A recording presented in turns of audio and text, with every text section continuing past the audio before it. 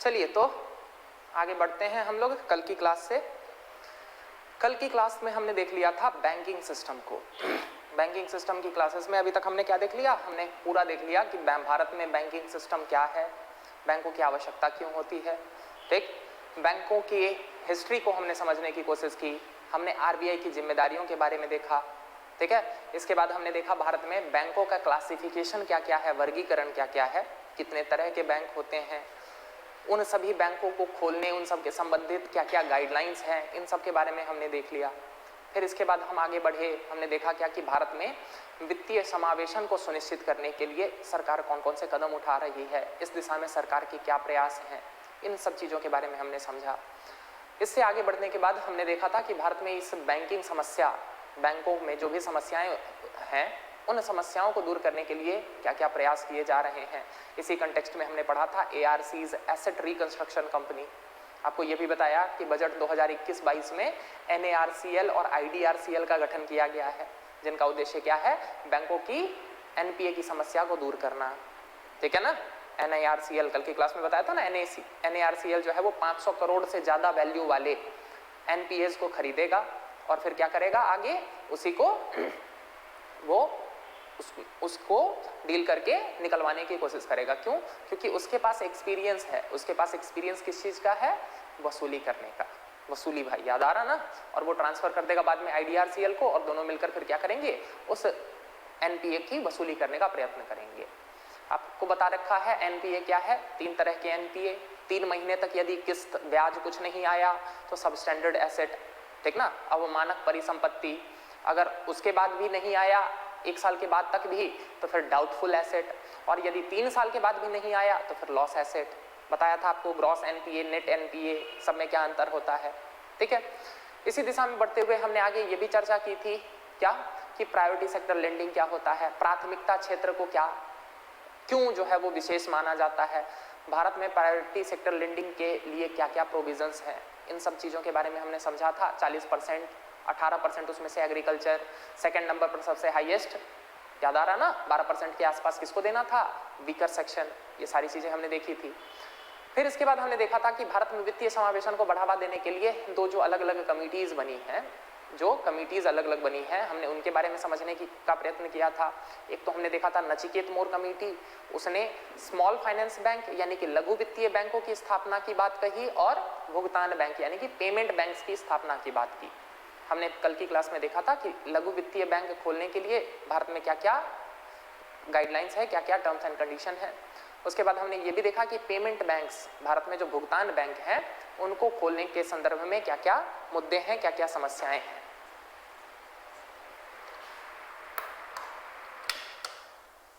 ठीक है, तो हमने पिछली क्लास में ये भी देख लिया था।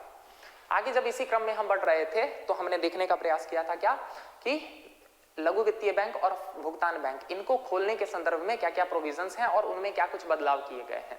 300 करोड़ स्मॉल फाइनेंस बैंक, पहले 100 करोड़ था, बढ़ाकर 200 करोड़ किया गया, बाद में फिर 300 करोड़, वर्तमान में 300 करोड़ रुपए चाहिए स्मॉल फाइनेंस बैंक खोलने के लिए। भुगतान बैंक केवल 100 करोड़, याद आ रहा है, भुगतान बैंक केवल डिपॉजिट ले सकता है, लोन नहीं दे सकता है, याद आ रहा था। तो डेबिट कार्ड जारी करेगा, चेकबुक जारी करेगा, लेकिन क्रेडिट कार्ड नहीं जारी कर सकता है। ठीक ना, याद आ रही हैं ये सारी चीजें, पिछली क्लास में हम डिस्कस कर चुके हैं। ठीक, इसी कंटेक्स्ट में हमने देखा था NBFCs, non banking financial companies, इनका क्या काम है, इनको शैडो बैंक कहते हैं। ठीक है, भारत में ज्यादातर NBFCs RBI के कंट्रोल में आते हैं, लेकिन सारे नहीं आते हैं। ठीक है, फिर हमने ये भी देखा था कि नॉन डिपॉजिट टेकिंग NBFC और डिपॉजिट टेकिंग NBFCs, इन दोनों में क्या अंतर है। ठीक ना, नॉन डिपॉजिट टेकिंग NBFCs के लिए खोलने के लिए 100 करोड़ आवश्यक है, वो अपना पैसा आगे लोन में देंगे, वो किसी से जमा राशि नहीं लेंगे।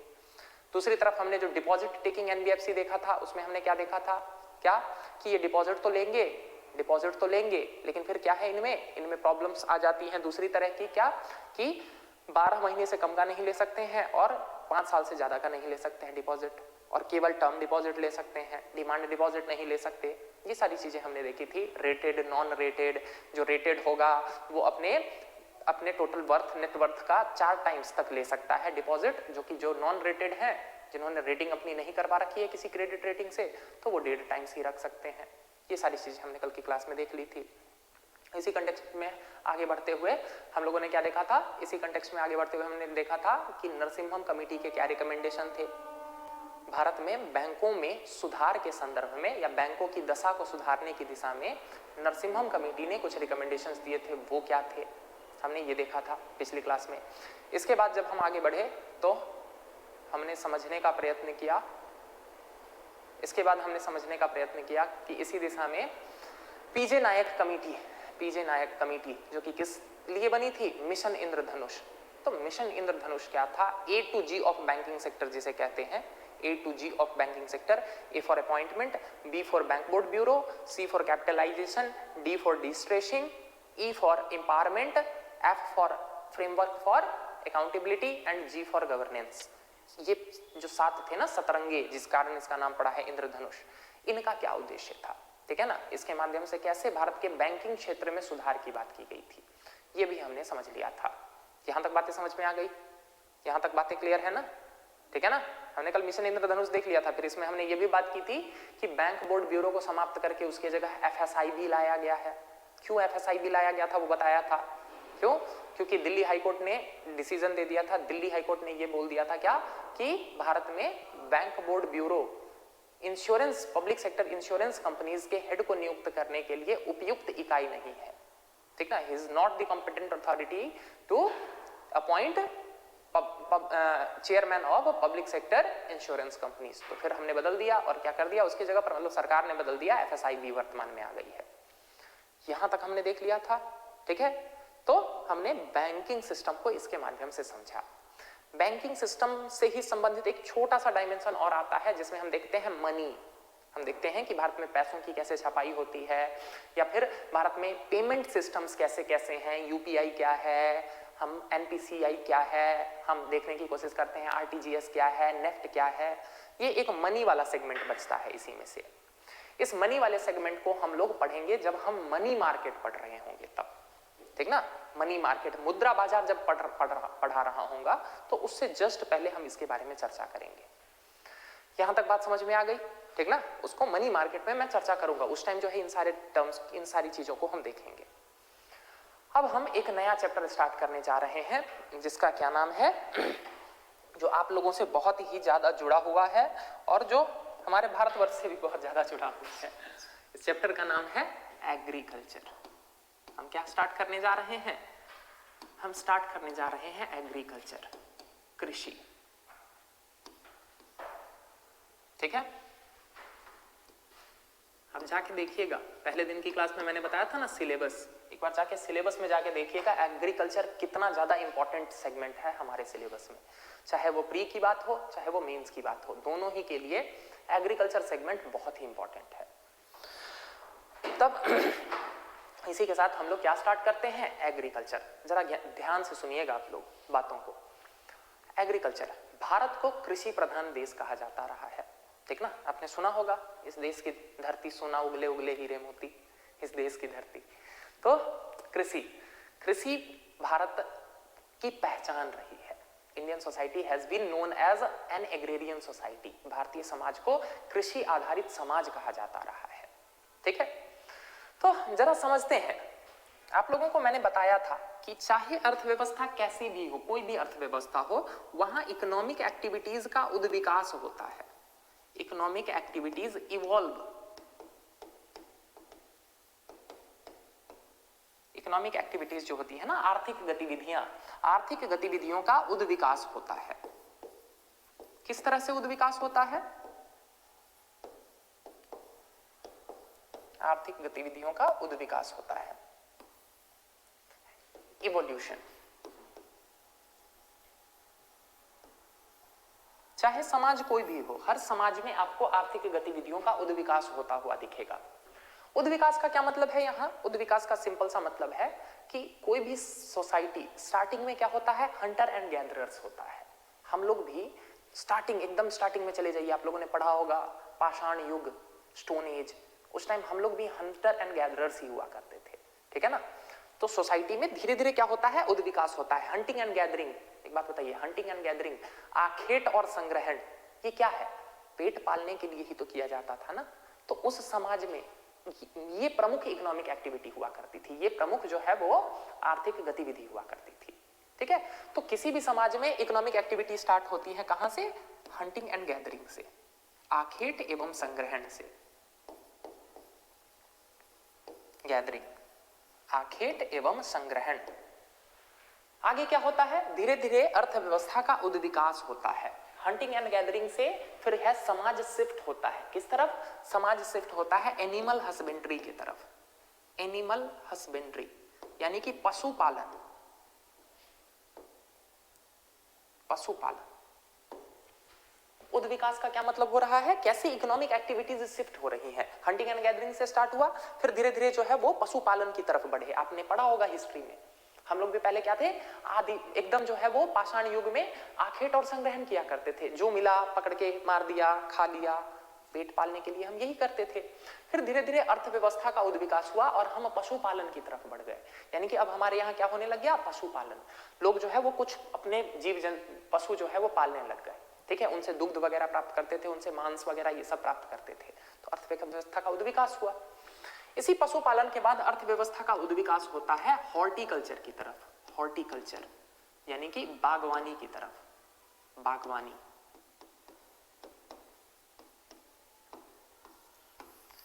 बागवानी फिर क्या हुआ, लोग पेड़ पौधे लगाने लग गए, कहीं बीज रोपा, कुछ पेड़ हुए, ठीक है ना, तो पेड़ पौधे लगाने लग गए, इसी को कहते हैं बागवानी। अर्थव्यवस्था का उद्विकास समझ में आ रहा है। हॉर्टिकल्चर के जस्ट बाद वाला जो चरण आता है, इसी को कहते हैं एग्रीकल्चर का चरण, इसी को कहते हैं कृषि का चरण, एग्रीकल्चर। यानी कि बागवानी के बाद अर्थव्यवस्था कृषि की ओर स्थानांतरित होती है, कृषि की ओर आगे बढ़ती है। ठीक है, इसी कृषि के बाद आता है उद्योग का चरण, इंडस्ट्री, उद्योग का चरण।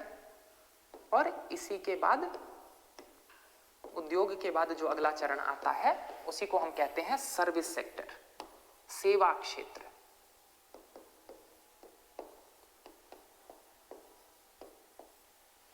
ठीक है, समाज कोई भी हो, अर्थव्यवस्था का ऐसे ही उद्विकास होता है, एक चरण के बाद दूसरे चरण, दूसरे चरण के बाद तीसरे चरण, ऐसे ही अर्थव्यवस्था जो है वो धीरे धीरे एक चरण से दूसरे चरण में बढ़ती चली जाती है।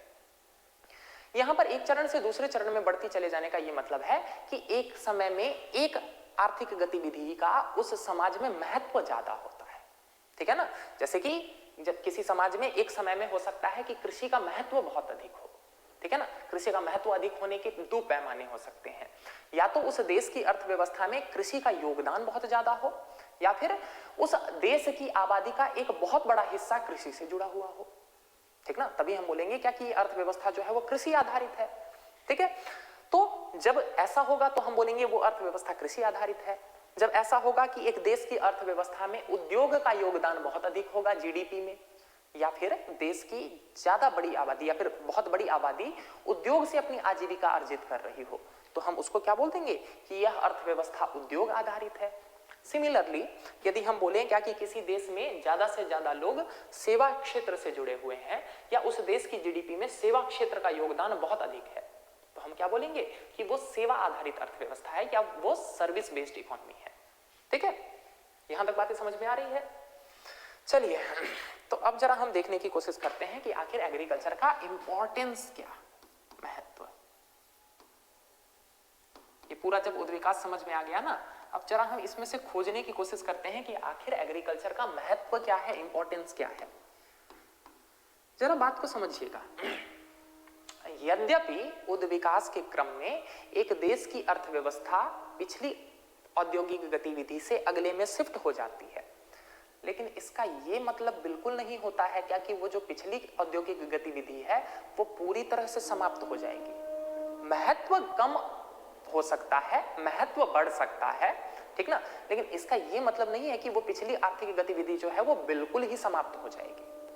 जैसे यदि हम आज भी भारतीय समाज में देखें तो आज भी हमें बहुत सारे ट्राइबल कम्युनिटीज में हमें हंटिंग एंड गैदरिंग एक प्रैक्टिस के रूप में देखने को मिलता है। आपको जाना है, आप चले जाइए अंडमान, सेंटिनलीज नाम सुना होगा। आज भी बहुत सारी ऐसी जनजातियां हैं भारतीय समाज में भी जो हंटिंग एंड गैदरिंग के माध्यम से ही अपनी आजीविका अर्जित करते हैं।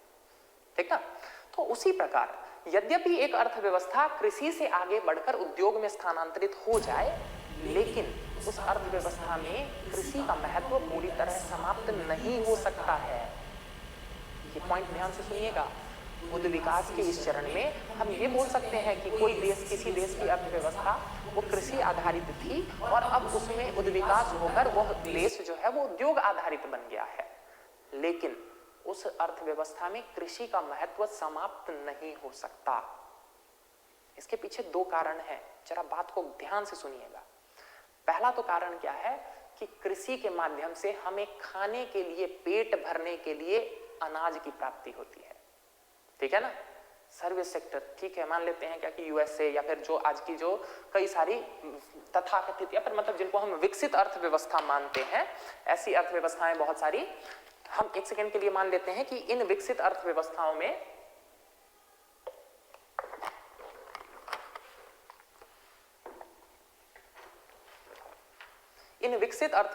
सेवा क्षेत्र का महत्व बहुत अधिक है, मान लेते हैं एक सेकंड के लिए।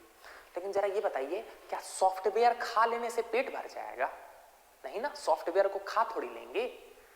सेवाओं को हम खा कर पेट थोड़ी भर सकते हैं। तो इसीलिए चाहे अर्थव्यवस्था कितनी भी विकसित हो, चाहे वो देश की इकोनॉमी जो है वो एकदम सर्विस बेस्ड ही क्यों ना हो, लेकिन फिर भी उस अर्थव्यवस्था में कृषि का महत्व रहेगा ही। क्यों? क्योंकि कृषि ही वो माध्यम है जिसके माध्यम से हम अपना पेट भर पाते हैं। पहली बात तो समझ में आए, इंपॉर्टेंस क्या है। पहला तो इससे खाद्यान्न की प्राप्ति होती है या भोजन की प्राप्ति होती है। खाद्यान्न से ज्यादा बढ़िया लिख लीजिए, भोजन की प्राप्ति होती है। It provides food for survival, भोजन की प्राप्ति, food for survival.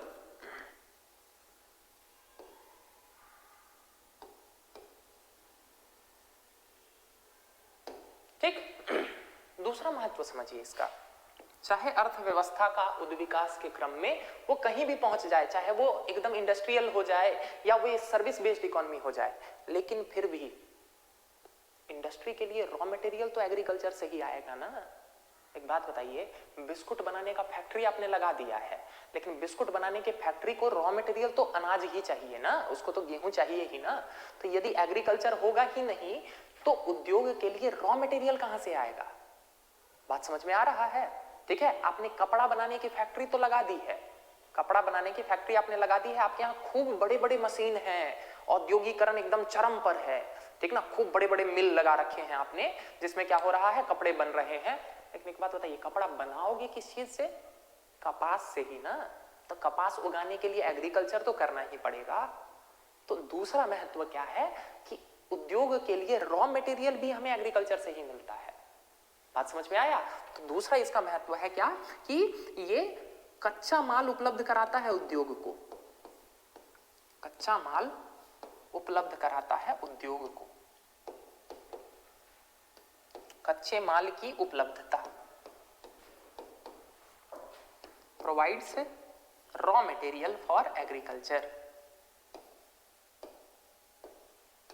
Raw material for agriculture. दोनों महत्व समझ में आया? तो इसी कारण से, इन्हीं दो कारणों से, चाहे अर्थव्यवस्था उद्विकास के किसी भी चरण में क्यों ना हो, चाहे अर्थव्यवस्था उद्विकास के किसी भी चरण में क्यों ना हो, हमें उस देश की अर्थव्यवस्था में कृषि का महत्व देखने को मिलेगा ही मिलेगा। यहां तक बातें समझ में आ रही है? ये पॉइंट क्लियर है? तो चलिए आगे बढ़ते हैं, जरा देखने की कोशिश करते हैं कि आखिर भारत में क्या स्थिति है, भारत में क्या स्थिति है एग्रीकल्चर की,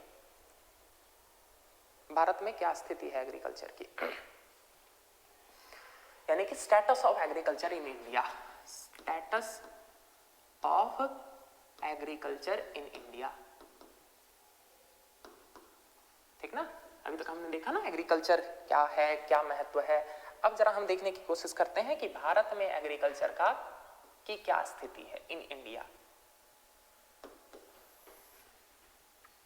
भारत में कृषि की स्थिति,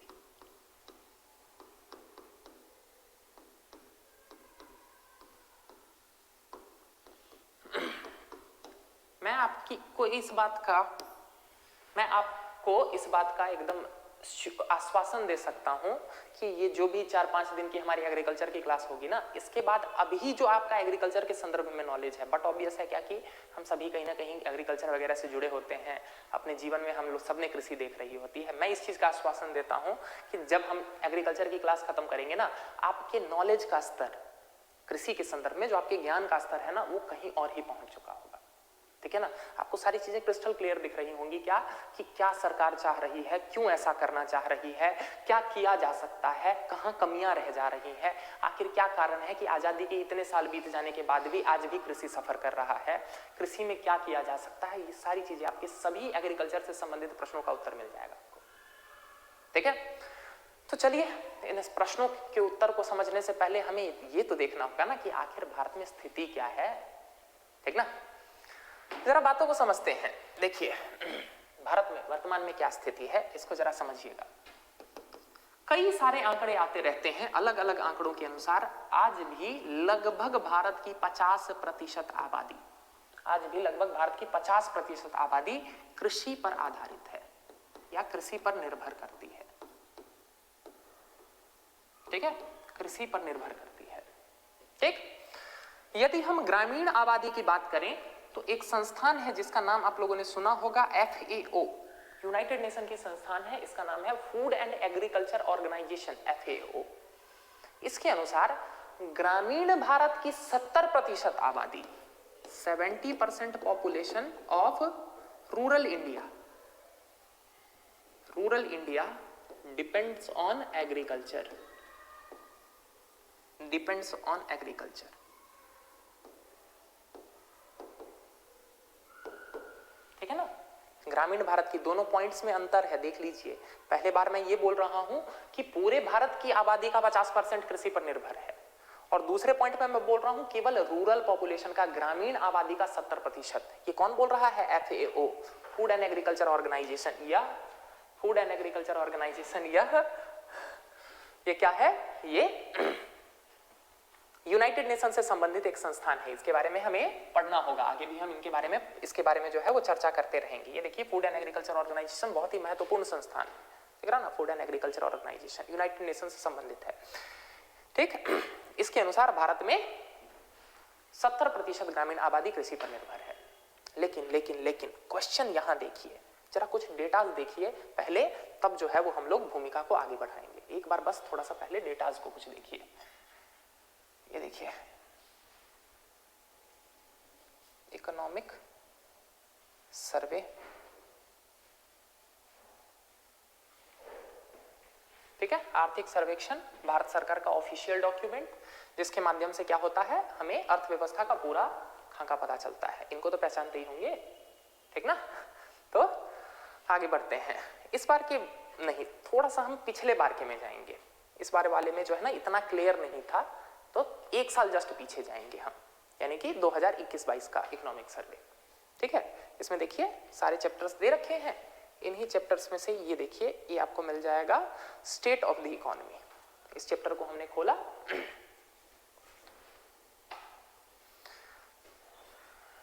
देखिए स्टेट ऑफ द इकोनॉमी, ये क्या दिखा रहा है? भारत की अर्थव्यवस्था की दशा। इस दशा में हम देखने की कोशिश करेंगे कि कृषि की दशा क्या है। ठीक ना, हम क्या देखना चाह रहे हैं? कृषि की दशा। ठीक,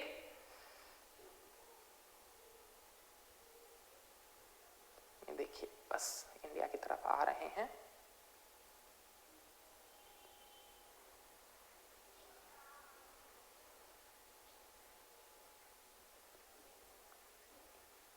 क्यों मुझे लग रहा है कि इस साल वाला है? हाँ तभी ना, मुझे पिछले साल वाला चाहिए। एक सेकेंड रुकिएगा, एक सेकेंड, माफ कीजिएगा, इसने गलत अपने आप रीड कर लिया। मुझे चाहिए इस साल वाला, 2021-22 का स्टेट ऑफ इकोनॉमी चाहिए। ये ऑटोमेटिकली यही ले रहा है। डाउनलोड फिर से करके देखते हैं।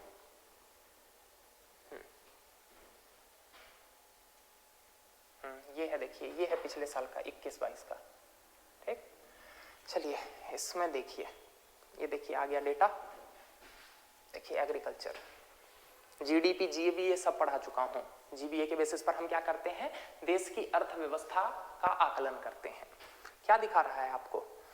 ये दिखा रहा है ग्रोथ रेट कितना कितना रहा है हर साल, जैसे कि ग्रोथ रेट पिछले साल की तुलना में एग्रीकल्चर में कितना ग्रोथ रहा, ठीक है। ये नहीं, अभी हमें क्या देखना है, इस पर भी आएंगे, अभी हमें देखना है ये डेटा क्या दिखा रहा है, जरा गौर दीजिए, यहां पर ध्यान दीजिएगा। ये देखिए क्या दिखा रहा है कि साल 2021-22 में भारत की पूरी जीडीपी में कृषि का योगदान कितना है, 18.8%, ठीक है। ये देखिए उसके जस्ट नीचे इंडस्ट्री का योगदान कितना है, 28.2%, और सर्विस सेक्टर का योगदान कितना है, 53%। यानी कि यदि हम आंकड़ों के बेसिस पर बात करें तो हमें क्या पता चल रहा है, पहली बात तो कि भारत में यदि 100 रुपया एक साल में जनरेट होता है तो इस 100 रुपए में से एग्रीकल्चर से खाली 18.8 रुपया जनरेट होता है। दिख रहा ना, ये डेटा क्लियरली बता रहा है, यही मतलब है। ये देखिए share of sector in nominal GVA, percentage के रूप में। जीवीए पढ़ा चुका हूं पहला चैप्टर, ठीक ना। तो यानी कि भारत में यदि साल भर में 100 रुपया उत्पन्न हो रहा है तो उसमें से मात्र 18.8 रुपया एग्रीकल्चर से आ रहा है, ठीक है। सर्विस सेक्टर से कितना आ रहा है, 53%, ठीक है ना। तो भारत में सबसे ज्यादा पैसा कौन से सेक्टर से आता है, सर्विस सेक्टर से, ठीक। अब जरा बात को ध्यान दीजिएगा, दो चीजें हैं यहां पर।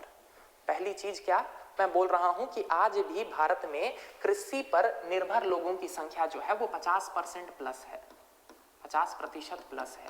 यानी कि भारत में यदि 100 लोग हैं, 100 पर्सन्स हैं, तो इसमें से 50 लोग जो हैं वो आज भी कृषि पर आधारित हैं आजीविका के लिए। इसका यही मतलब हुआ।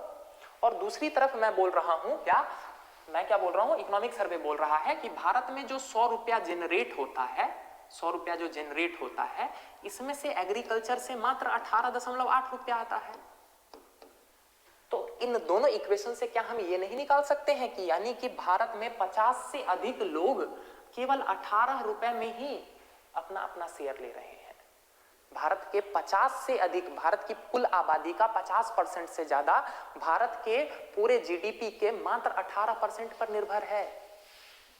आपको नहीं लग रहा है यही प्रमुख कारण है कि भारतीय कृषि में गरीबी व्याप्त है?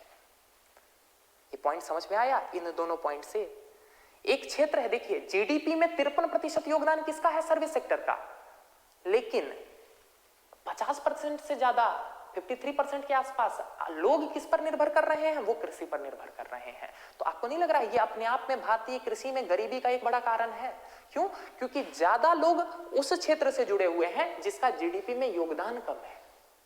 बात समझ में आया? तो बट ऑब्वियस है, ज्यादा लोग योगदान कम। कि वैसे ही आप समझ लीजिए क्या कि ज्यादा लोग, पहले जो है वो मान के चलिए क्या है, एक रोटी है और खाने वाले 4 लोग हैं, ठीक। तो चारों आदमी को एक एक टुकड़ा मिला, वो एक चौथाई। अब जरा सोच के देखिए, रोटी एक है और खाने वाले ज्यादा आ गए तो सबका शेयर कम मिला ना, सबको और छोटा छोटा टुकड़ा मिलेगा। तो सिमिलरली 18 रुपया जिस सेक्टर से आ रहा है उसमें देश की 50% से ज्यादा आबादी लगी हुई है। तो बट ऑब्वियस है क्या कि कृषि से जुड़ी हुई हमें गरीबी देखने को मिलेगी। पहला पॉइंट समझ में आया? ठीक है, यहां तक क्लियर है ना? तो आगे बढ़ते हैं, जरा दूसरी समस्या को देखने की कोशिश करते हैं। आखिर क्या ऐसा ही था हमेशा? ऐसा नहीं था। जब भारत आजाद हुआ था यानी कि 1950s के आसपास, उस टाइम भारत की लगभग 2/3 आबादी यानी कि 66% population, to be more precise, लगभग इतने के आसपास आबादी वो कृषि पर निर्भर करती थी, एग्रीकल्चर पर निर्भर करती थी। उस टाइम जो है वो हमारे देश की जीडीपी में, हमारे देश की पूरी अर्थव्यवस्था में कृषि का योगदान जो है वो 50% हुआ करता था, ठीक है। 66% पॉपुलेशन पीपल कृषि पर निर्भर है और जीडीपी में कृषि का योगदान कितना है, 50% तक। बात समझ में आया? लेकिन आज क्या हो गया है स्थिति 2022 में कि ये परसेंटेज इतनी तेजी से नहीं घटा। आज भी 50% के आसपास लोग जो है कृषि पर निर्भर हैं, लेकिन ये परसेंटेज बड़ी तेजी से गिर गया। हमने देखा ना 19%। अब समझ में आ रहा है क्यों कृषि भारत में सफर कर रहा है? क्यों? क्योंकि आश्रित लोगों की संख्या उतनी तेजी से नहीं गिरी है जितनी तेजी से जीडीपी में इसका परसेंटेज गिरा है। ये बात समझ में आई? आश्रित लोग, जब भारत आजाद हुआ है उस टाइम 66% लोग आश्रित थे, आज भी 50% लोग आश्रित हैं, लेकिन उस टाइम जीडीपी में इसका शेयर 50% था और आज घटकर 19% हो गया है। इसका सिंपल सा क्या मतलब है कि बाकी क्षेत्र से लोग जुड़े हुए लोगों में समृद्धि देखने को मिली है, लेकिन वो समृद्धि हमें कृषि में नहीं देखने को मिली। बात समझ में आया? कृषि क्यों पॉवर्टी से ग्रसित है? दूसरा रीजन इसका ये भी है, ठीक ना? लोग बहुत तेजी से नहीं घटे, परसेंटेज जीडीपी में बहुत तेजी से घट गया, ठीक? तो ये भी एक दूसरा कारण है बड़ा, कृषि हमारा जो है वो जो सफर कर रहा है गरीबी से, उसके पीछे दूसरा बड़ा कारण ये भी है। अब आपके दिमाग में आ रहा होगा कि सर लेकिन क्या सही में ऐसा हुआ है? सर थोड़ा सा उटपटांग नहीं लग रहा है क्या कि सर इसका मतलब जब हम आजाद हुए थे उस टाइम हम ज्यादा उगाते थे, अब कम उगाते हैं? मैंने ऐसा बिल्कुल नहीं कहा है, मैंने बोला है प्रतिशत के रूप में कम हुए हैं, ठीक ना? प्रतिशत के रूप में कम हुए हैं, बिल्कुल ऐसा नहीं हुआ है। जब भारत आजाद हुआ था ना, उस टाइम जितना हम उत्पादन करते थे उससे कई गुना ज्यादा हम उत्पादन कर रहे हैं आज, लेकिन देश की पूरी जीडीपी के परसेंटेज के रूप में कम हुआ है। तो परसेंटेज के रूप में कैसे कम हुआ? आपके दिमाग में ये भी प्रश्न आ रहा होगा। तो जरा बात को समझिए, इसको ऐसे समझिए कि मान के चलिए यहां से दौड़ स्टार्ट हुई है और यहां पहुंचना है, ठीक है? मान के चलिए ये एक आदमी है और ये दूसरा आदमी है, इसका नाम मैं ए रख रहा हूं, इसका नाम मैं बी रख रहा हूं। इन दोनों ने दौड़ना स्टार्ट किया, इसको पहले से ही मार्जिन दे रखा है, आगे ही है ये पहले से ही आगे है, ठीक? इसने भी दौड़ना स्टार्ट किया, इसने भी दौड़ना स्टार्ट किया, लेकिन इसके बी के दौड़ने की गति जो है वो ए से अधिक है। तो लक्ष्य तक कौन पहले पहुंच सकता है? संभावना है क्या कि यदि इन दोनों के बीच में अंतर कम होगा तो बी ज्यादा जल्दी पहुंचेगा। ये मान के चलिए 5 किलोमीटर पर घंटे की स्पीड से दौड़ रहा था, ये 20 किलोमीटर पर घंटे की स्पीड से दौड़ रहा था, तो बट ऑब्वियस है कि बी जल्दी पहुंच जाएगा ना। सेम थिंग देखने को मिला हमें इंडिया के इकोनॉमी में भी, यानी कि एग्रीकल्चर भी बढ़ा है, लेकिन बाकी सेक्टर जैसे कि इंडस्ट्रियल सेक्टर हो गया और सर्विस सेक्टर वो ज्यादा तेजी से बढ़े। इसी कारण से परसेंटेज के रूप में हमें वो ज्यादा दिख रहे हैं। मैं ऐसा बिल्कुल नहीं कह रहा हूं। अब एक बात बताइए, यहां ए भी दौड़ तो रहा है ना, तो आगे तो वो भी बढ़ रहा है। तो एग्रीकल्चर भी पूरे उत्पादन के रूप में या फिर देश में जितना पहले पैसा इनकम जनरेट करता था उस मौद्रिक वैल्यू के रूप में बढ़ा है, लेकिन परसेंटेज के रूप में कम हो गया है। क्यों? क्योंकि बाकी सेक्टर बहुत तेजी से आगे बढ़े, यानी कि इंडिया में इंडस्ट्रियल सेक्टर और सर्विस सेक्टर का ग्रोथ एग्रीकल्चर के ग्रोथ से ज्यादा तेज हुआ। इस कारण से क्या हो रहा है, हमें एग्रीकल्चर परसेंटेज के रूप में कम दिख रहा है। ये पॉइंट भी समझ में आया क्यों एग्रीकल्चर पिछड़ गया? ठीक, ऐसा नहीं है उत्पादन बढ़ा है, अभी दिखाऊंगा। उत्पादन तो हम लोग बहुत टॉप लेवल पर पहुंच चुके हैं, 300 मिलियन टन का टारगेट हमने अचीव कर लिया 2020 में, सब कुछ दिखाऊंगा। ये पॉइंट समझ में आया? जीडीपी कैसे, मतलब एग्रीकल्चर का जीडीपी में परसेंटेज कैसे घटा है, ठीक है, क्यों जो है वो हमारी कृषि जो है वो गरीबी से सफर कर रही है, ये दोनों पॉइंट समझ में आया? ठीक है, तो जब ये समझ में आ गया तो जरा अब हम देखने का प्रयास करते हैं कि अर्थव्यवस्था में परसेंटेज के रूप में जरा हम बातों को समझने की कोशिश करते हैं।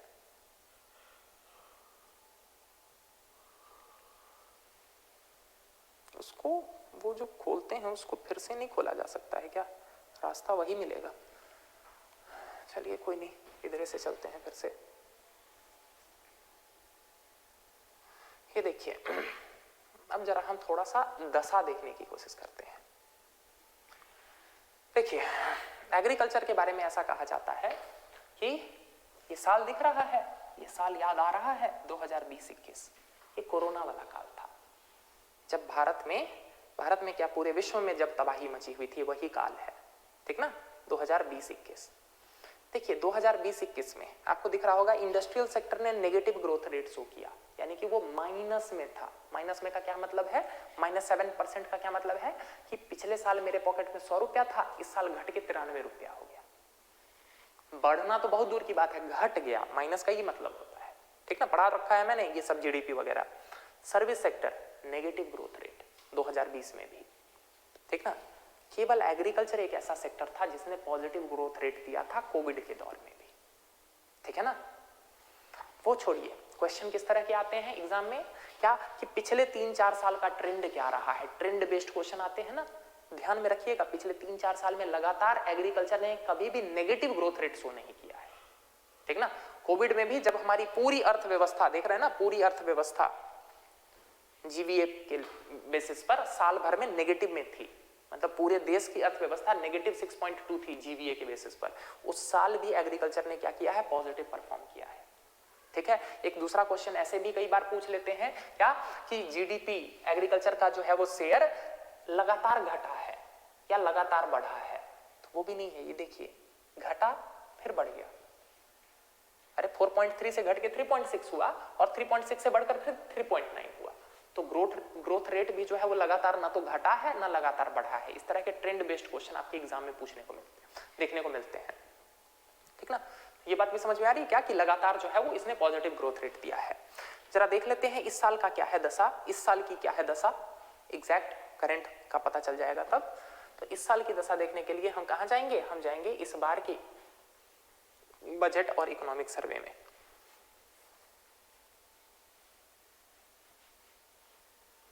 बजट इंफोग्राफिक्स,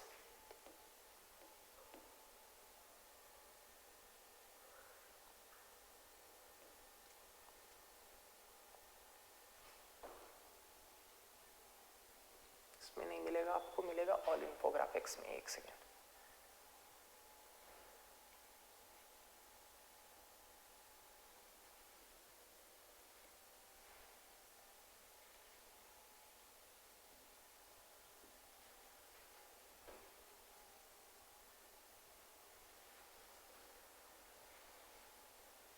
इतने दिन से खोल रहा था, आज पता नहीं क्यों नहीं मिल रहा। ऑल बजट इंफोग्राफिक्स, मिल गया ऑल इंफोग्राफिक्स। ये देखिए ये है ना बजट इंफोग्राफिक्स, इसमें हमें खोजना है एग्रीकल्चर का डेटा, तभी तो हमें पता चलेगा ना भारत में कृषि का क्या है हाल। ये रहा एग्रीकल्चर एंड एलाइड एक्टिविटीज। ये देखिए ये दिखा रहा है भारत में एग्रीकल्चर की दशा दिशा, जीवीए एट बेसिक प्राइस क्या दिखा रहा है, 2020-21 में 3.3% था एग्रीकल्चर का कंट्रीब्यूशन, मतलब एग्रीकल्चर में ग्रोथ रेट, यानी कि पिछले साल एग्रीकल्चर से जितना ग्रोथ, जितना पैसा प्राप्त हुआ था, जितना मौद्रिक वैल्यू प्राप्त हुआ था, उसमें 3.3% की वृद्धि हुई 2020-21 में, ठीक है। वहीं 2021-22 में ये घटकर 3% रह गया। और पिछले साल इसमें अनुमान कितने का है, अभी अनुमान है, देख रहे हैं ना हैशटैग बना हुआ है। हैशटैग का क्या मतलब है, फर्स्ट एडवांस एस्टीमेट। क्यों, क्योंकि ये इकोनॉमिक सर्वे प्रेजेंट कब हुआ था, 31 जनवरी को प्रेजेंट हुआ था ना, 31 जनवरी को। तो 31 जनवरी को साल पूरा थोड़ी हो गया है, फाइनेंशियल ईयर तो 31 मार्च को खत्म होगा ना, तो अभी 2 महीने बचे हुए हैं, तो इसीलिए स्टार लगा हुआ है। ये फर्स्ट एडवांस एस्टीमेट है, तो अभी एग्जैक्ट डेटा नहीं है, एग्जैक्ट डेटा आपको अगले में आएगा। जैसे कि देख रहे हैं ना प्रोविजनल एस्टीमेट, यानी कि पिछले वाले का प्रोविजनल एस्टीमेट और इस वाले का फर्स्ट रिवाइज्ड एस्टीमेट, मतलब एस्टीमेट्स आपको एग्जैक्ट डेटा जो है वो 1-2 साल बाद मिलते हैं। लेकिन अभी तक ये अनुमान है कि इस साल भारत में जीडीपी ग्रोथ रेट वो कितना, मतलब एग्रीकल्चर सेक्टर का ग्रोथ रेट कितना रहा है, 3.5%, यानी कि पिछले साल से दशा जो है वो ज्यादा अच्छी रही है। ये बात समझ में आई, ठीक ना। इन्हीं डेटाज के बेसिस पर हम इन चीजों का अनुमान करते हैं क्या कि सुधार हो रहा है या एग्रीकल्चर में खराब, मतलब स्थिति खराब हो रही है, ये इन सब चीजों का हमें इसी से पता चलता है। दूसरी बात ये देखिए, फूड ग्रेन प्रोडक्शन, भारत में कितना अनाज का उत्पादन हो रहा है, ये डेटा इससे पता चलता है। क्या दिखा रहा है, ये देखिए 2020-21 में ही हम 300 मिलियन टन, यहाँ जो 300 लिखा हुआ है ना, it is in million tonne, 300 million tonne का जो है वो हमने रिकॉर्ड छू लिया है, ठीक है ना। अब तो हमारे यहाँ 2021-22 के अनुसार 315 मिलियन टन के आसपास पहुंच रहे हैं। ये भी बात समझ में आई, यानी कि भारत में जीडीपी में परसेंटेज के रूप में चाहे घटा है, लेकिन प्रोडक्शन घटा नहीं है, प्रोडक्शन निरंतर बढ़ रहा है। अरे तभी तो आप जरा सोच के देखिए ना, 1950 में हमारी आबादी कितनी थी और आज हमारी आबादी कितनी है, पता चल रहा है ना। आपको पता होगा क्या कि now India is the largest country in this world on the basis of population. Bharat 2023 में फॉर्मली चाइना को पीछे छोड़कर इस विश्व की सबसे बड़ी आबादी के आधार पर सबसे बड़ा देश जो है वो बन चुका है। वी आर 1.4 बिलियन स्ट्रॉन्ग, हमारी आबादी 1.4 अरब पहुंच चुकी है। तो जरा सोच के देखिए 1950 में लोग, हमारी आबादी कितनी थी और आज कितनी है, तो इतने लोगों का पेट भरने के लिए बट ऑब्वियस है कि हमारे यहाँ प्रोडक्शन तो बढ़ा ही होगा ना, ठीक ना। तो कंफ्यूजन बिल्कुल नहीं रखिएगा, प्रोडक्शन बढ़ा है लेकिन परसेंटेज के रूप में घटा है, परसेंटेज के रूप में घटा है। क्यों, क्योंकि बाकी सेक्टर्स बहुत तेजी से बढ़े, ठीक ना। आबादी पहले जितनी इस पर निर्भर थी वो घटी है, लेकिन जितना इसका जीडीपी में शेयर था वो ज्यादा तेजी से घट गया है, इस कारण से क्या है, एग्रीकल्चर से रिलेटेड हमें आज भी पॉवर्टी देखने को मिलती है, गरीबी देखने को मिलती है। ये बातें समझ में आ रही हैं? ये क्लियर है ना? इससे हमें क्या पता चल रहा है कि इंडिया में क्या है एग्रीकल्चर की दशा दिशा, ठीक है ना, स्टेटस ऑफ एग्रीकल्चर, वर्तमान में क्या है एग्रीकल्चर की दशा दिशा, ये हमें समझ में आया। चलिए, जब ये समझ में आया तो थोड़ा सा अब हम लोग चलते हैं इतिहास के झरोखे पर कि भारत में एग्रीकल्चर क्या है, कैसे है। थोड़ा सा हम चलते हैं, एक बार बैकग्राउंड देखने की कोशिश करते हैं, यानी कि हिस्ट्री। बहुत पीछे नहीं जाएंगे, बस हल्का सा थोड़ा सा टच करेंगे वर्तमान में जो हमारे सिलेबस में है। हमारे सिलेबस में है मेंशन लैंड रिफॉर्म मूवमेंट हमें पढ़ना है। अगर आप लोगों ने खोल के देखा होगा यूपीएससी का मेंस का सिलेबस,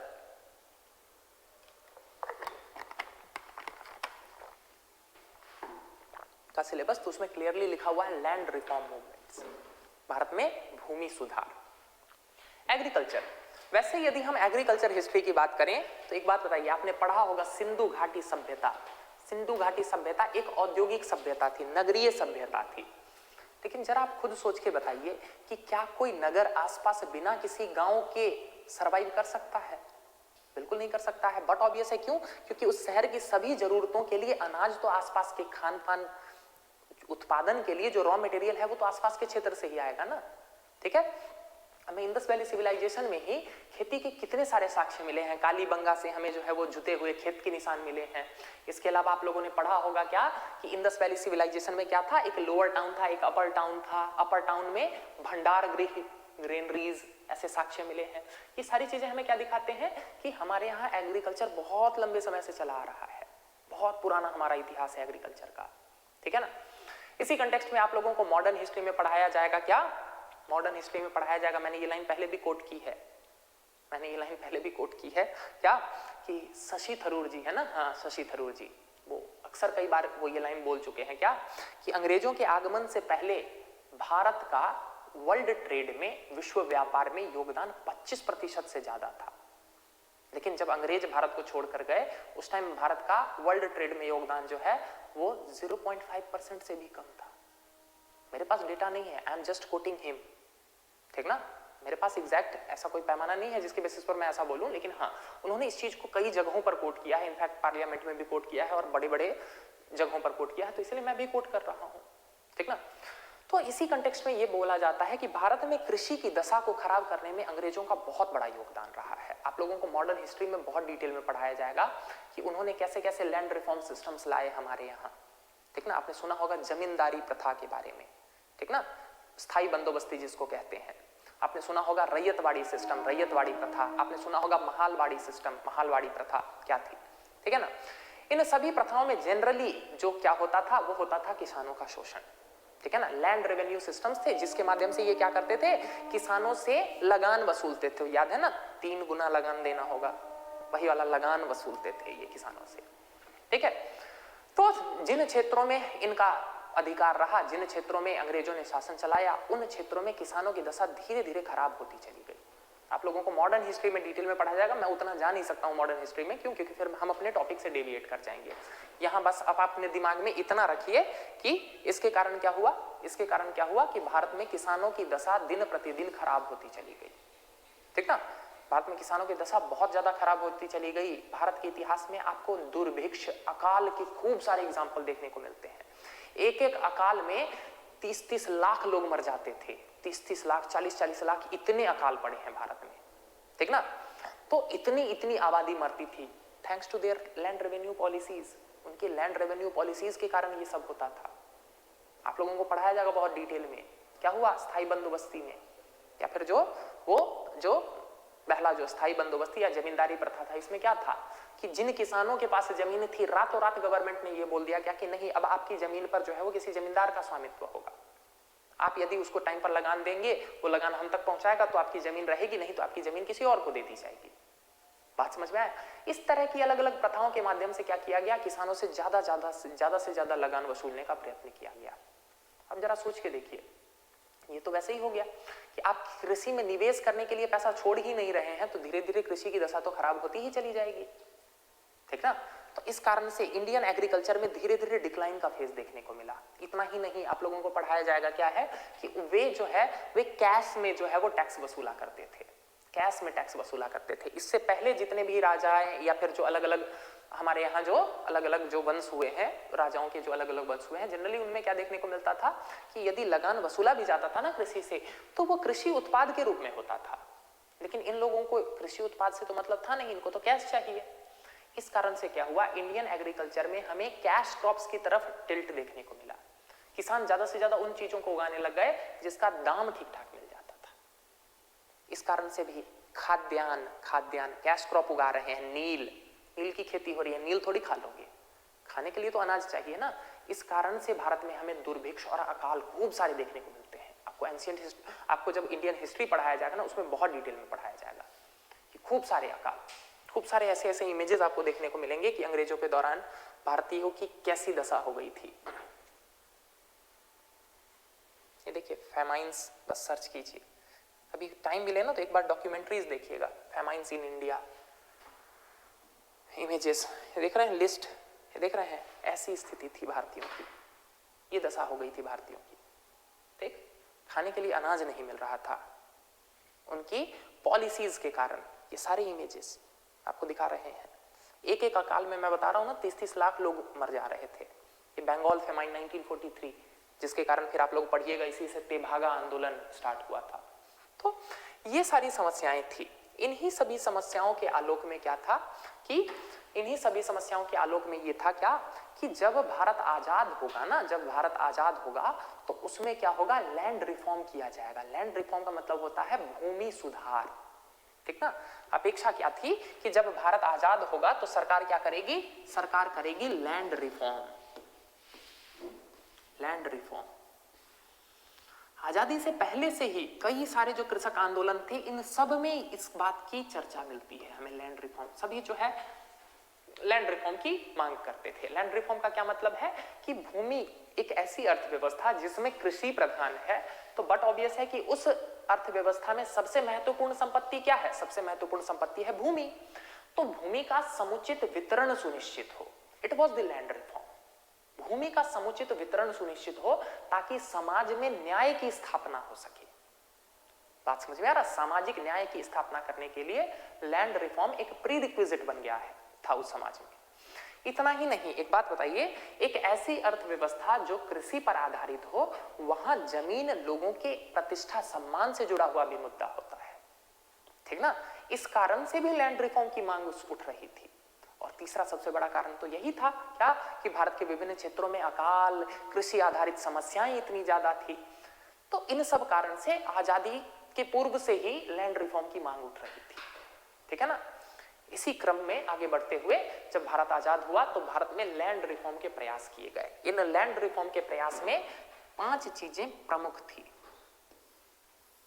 आप इसको ऐसे ड्रॉ कर सकते हैं। थोड़ा सा आंसर लिखने में बताया था पहली क्लास में कि आंसर लिखने से ज्यादा जो है ना प्रेजेंटेशन मैटर करता है। ठीक ना। तो क्या बनाइए, तुरंत सुपरमैन बनाइए। सुपरमैन बनाइए का मतलब समझ में आया। सुपरमैन के सिंबल बनाइए। ठीक ना। बीच में लिख दीजिए लैंड रिफॉर्म। इस तरह के जो है ना आपको डायग्रामेटिक रिप्रेजेंटेशन करने होंगे आपके कॉपीज में। पहली क्लास याद कीजिए, मैंने बताया था एग्जामिनर जो है ना वो खोज के नहीं देखने वाला है, आपको उसको आसानी से परोस के देना होगा, तब नंबर देगा वो। Subjective questions. ठीक ना। लैंड रिफॉर्म देखिए क्या क्या था लैंड रिफॉर्म में। सबसे पहला था लैंड रिफॉर्म में, पहला जो पॉइंट था दैट वाज एबोलिशन ऑफ जमींदारी, यानी कि जमींदारी प्रथा की समाप्ति। एबोलिशन ऑफ जमींदारी यानी कि जमींदारी को समाप्त किया जाएगा। सबसे पहली मांग इसके अंतर्गत यही थी। दूसरा था टेनेंसी लॉज को ठीक करना। टेनेंसी लॉज यानी कि काश्तकारी से संबंधित नियमों को ठीक करना। Tenancy reform. Tenancy reform, tenancy reform काश्तकारी नियमों में सुधार का मतलब होता है कि वो जो बटाईदार वाली जो सिस्टम जो चल रहा था ना, आप लोगों ने पढ़ा होगा मॉडर्न हिस्ट्री में, उस टाइम जो है ना जोतेदार अधियार सिस्टम, इस तरह के बहुत सारे चीजें चलती थी। इस तरह से बहुत सारे अलग अलग प्रक्रम हुआ करते थे। तो टेनेंसी रिफॉर्म की बात की गई, यानी कि वो जो जोतेदार और अधियार, जो बटाईदार होता है और जो भूस्वामी होता है, इनके बीच में जो जो भी डील हो रहा है, जो भी वार्तालाप हो रही है, ये शोषक ना रहे। क्यों? क्योंकि इससे पहले जनरली क्या देखने को मिलता था, आज भी कई सारे क्षेत्रों में तो आज भी प्रचलित है ही, जनरली क्या देखने को मिलता था कि मान के चलिए मेरी जमीन है, अपने आप को मैं ही गलत बना रहा हूं, ठीक ना, मान के चलिए मेरी जमीन है, मैंने किसी को जमीन अपनी जोतने के लिए दी, अपनी बुआई करने के लिए दी, तो सिस्टम क्या होता था, अधियार, जोतेदार अधियार, यानी कि एक तो जो जोत रहा है उसको जोतेदार बोलेंगे और जो उस पर आधा ले लेगा उसको अधियार बोलते थे, जोतेदार अधियार सिस्टम। लेकिन आधा आधा ही नहीं रह जाता था, फिर क्या होता था, मैं उससे पूछूंगा क्या कि एक बात बताओ, जोतने के लिए हल है? तो बोलेगा जी नहीं मालिक। तो मैं बोलूंगा ठीक है ले जाओ, बैल है, हल ले जाओ, लेकिन 10% और एक्स्ट्रा हो गया मेरा, ठीक है। बुआई करने के लिए पैसा है? नहीं है मालिक, तो ले लो, हम दे रहे हैं फंड, 5% और मेरा हो गया, ठीक है। जमीन जब तुमने बुआई कर ली, जब फसल कट गई, रखने के लिए तुम्हारे पास भंडार है? नहीं है, तो कोई नहीं, मेरे गोडाउन में रख दो, 5% और हो गया मेरा एक्स्ट्रा। इस तरह से क्या होता था, टेनेंसी लॉज उस टाइम जो होते थे या टेनेंसी से संबंधित जो भी नियम कानून हुआ करते थे वो बहुत ज्यादा शोषक हो जाते थे। इस कारण से क्या होता था, उसके पास बहुत कम बचता था या बचता ही नहीं था। तो इस कारण से भी डिमांड थी टेनेंसी रिफॉर्म्स की। ये बात भी समझ में आया। अगली डिमांड जो इसी में थी, it was associated with land ceiling. Land ceiling, land ceiling, land ceiling का मतलब था हदबंदी, हदबंदी, ठीक है। चौथा जो पॉइंट था इसी में, बात करेंगे इन सब पर, बात करेंगे भी। अगला था इसी में, वो था लैंड कंसोलिडेशन, यानी कि चकबंदी। कंसोलिडेशन यानी कि चकबंदी। इसी कंटेक्स्ट में जो पांचवी डिमांड थी वो था लैंड राइट्स या लैंड रिकॉर्ड, भूमि का रिकॉर्ड तैयार करना कि किसकी भूमि कहां है, रिकॉर्ड, भूमि रिकॉर्ड। लैंड रिफॉर्म, जो भारत में जो भूमि सुधार की बात हुई है ना, उसके अंतर्गत ये 5 जो है वो चीजें करनी थी। ये 5 ऑब्जेक्टिव्स थे किसके, लैंड रिफॉर्म इन इंडिया के। यहां तक बात समझ में आई, लैंड रिफॉर्म इन इंडिया, ठीक, ये 5 है। सरकार इस दिशा में कदम उठाना चाह रही थी। सरकार इस दिशा में इतना वो अग्रसर थी कि आप लोगों को पता होगा क्या कि सन 1951 में ही फर्स्ट कॉन्स्टिट्यूशनल अमेंडमेंट कर दिया गया। पहली बार संविधान को संशोधित कर दिया गया। बनने के जस्ट देख रहे हैं ना, 1950, 26 जनवरी 1950 को हमारा संविधान लागू हुआ है और 1 साल बाद ही फर्स्ट कॉन्स्टिट्यूशनल अमेंडमेंट कर दिया गया। और संविधान में क्या जोड़ दिया गया, 9th शेड्यूल, 9वीं अनुसूची, 9वीं अनुसूची जोड़ दी गई।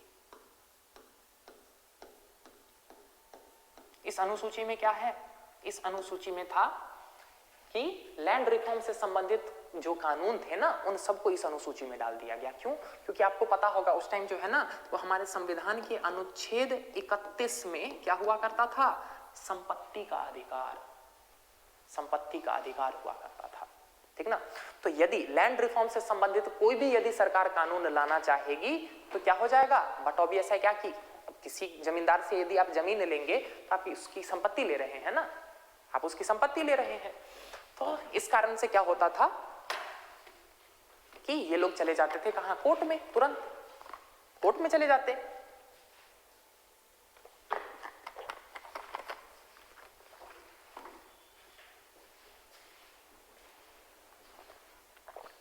ये कोर्ट में जा सकते थे, क्यों? क्योंकि संपत्ति का अधिकार एक मौलिक अधिकार हुआ करता था।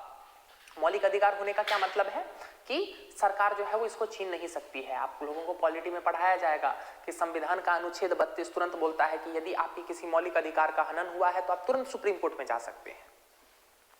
संविधान का अनुच्छेद 226 बोलता है कि आपके किसी मौलिक अधिकार का हनन हुआ है तो आप तुरंत हाई कोर्ट में जा सकते हैं। बात समझ में आया? तो उसी समस्या को दूर करने के लिए क्या किया गया कि लोग जो है वो संपत्ति के अधिकार का हवाला दे देकर जो है वो इन कानूनों को रद्द न करवा दें, इसलिए 9वीं अनुसूची जोड़ी गई संविधान में। और इस 9वीं अनुसूची में क्या किए गए, वही लैंड रिफॉर्म से संबंधित कानून बनाकर इसकी अनुसूची में डाले गए, ताकि जो है वो इनको कोर्ट में चुनौती न दी जाए या फिर कोर्ट में चुनौती देने की संभावना को समाप्त कर दी जाए, ठीक है। तो सरकार इस दिशा में जो है वो प्रयासरत थी, ठीक। लेकिन इन प्रयासों के साथ साथ जरा हम देखने का कोशिश करते हैं कि इन प्रयासों के साथ साथ भारत में लैंड रिफॉर्म कैसा हुआ, कैसा रहा। देखिए जरा बातों को समझिएगा, देखने की कोशिश करते हैं। सबसे पहले हम देखने की कोशिश करते हैं कि आखिर लैंड कंसोलिडेशन नहीं, पहले देखते हैं लैंड सीलिंग का क्या हुआ। लैंड सीलिंग का क्या हुआ, यानी कि हदबंदी का क्या हुआ।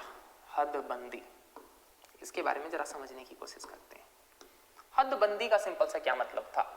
हदबंदी का सिंपल सा मतलब था कि एक लिमिट डिसाइड कर दिया गया कि एक व्यक्ति या एक परिवार के पास मैक्सिमम इतने ही जमीन पर स्वामित्व हो सकता है। इसको कानून बनाकर जो है वो लागू करने की कोशिश की गई। हर क्षेत्र के लिए ये लिमिट बिल्कुल अलग हुआ करती थी, based on fertility of land in that area. उस क्षेत्र में जो जमीन की जो उपजाऊ क्षमता थी या उर्वरा शक्ति थी, उसके बेसिस पर क्या होता था कि उस लैंड में, उस क्षेत्र में जो है वो हद डिसाइड किया जाता था। ये हदबंदी का लिमिट डिसाइड किया जाता था। ठीक है ना? हदबंदी क्या है समझ में आया? इसी से होगा ना, यानी कि आपके पास यदि जरूरत से ज्यादा जमीन है तो क्या किया जाएगा, आपसे वो जमीन ले ली जाएगी और वो जमीन किसको दे दी जाएगी? किसी भूमिहीन श्रमिक को। तभी तो लैंड रिफॉर्म होगा ना, तभी तो क्या बोलते हैं वो, सामाजिक न्याय की स्थापना होगी, यानी कि जिसके पास नहीं है उसको भी कुछ मिलेगा। तो ये था कॉन्सेप्ट के रूप में हदबंदी। यहां तक बात समझ में आई? ठीक है ना? अब जरा देखते हैं भारत में हदबंदी का क्या हुआ। भारत के उन राज्यों में जहां पर उस टाइम तत्कालीन गवर्नमेंट जो थी वो कौन सी थी? कम्युनिस्ट गवर्नमेंट थी। आपको पता होगा केरल में या फिर वेस्ट बंगाल, इन सब क्षेत्रों में जो है वो उस टाइम जो है वो कम्युनिस्ट सरकार थी। साम्यवादी मॉडल में पहले ही पढ़ा चुका हूं। साम्यवादी मॉडल जो है वो समानता की बात करता है, ठीक ना, सबको बराबर। ठीक, अंबानी 4 आदमी है तो 4 कमरा लो। इतना बड़ा एंटीलिया लेके क्या करोगे? तुम्हारे बगल में जो है जो स्लम में रह रहे हैं उसको रहने के लिए घर दो। ये है साम्यवादी मॉडल। तो जहां कम्युनिस्ट गवर्नमेंट्स थी उन क्षेत्रों में हदबंदी सफल रही, जैसे कि केरल हो गया, वेस्ट बंगाल हो गया, इन क्षेत्रों में सफल रही हदबंदी। लेकिन भारत के ज्यादातर क्षेत्रों में हदबंदी विफल रही। भारत के ज्यादातर क्षेत्रों में हदबंदी विफल रही। कैसे विफल रही, जरा बात को समझिएगा। हदबंदी के विफल होने के पीछे कई सारे कारण थे। सबसे पहला कारण यदि हम देखें तो सबसे पहला कारण इसमें था द कॉन्सेप्ट ऑफ बेनामी प्रॉपर्टी। कॉन्सेप्ट ऑफ बेनामी प्रॉपर्टी, बेनामी संपत्ति की संकल्पना उत्पन्न हुई। प्रॉपर्टी,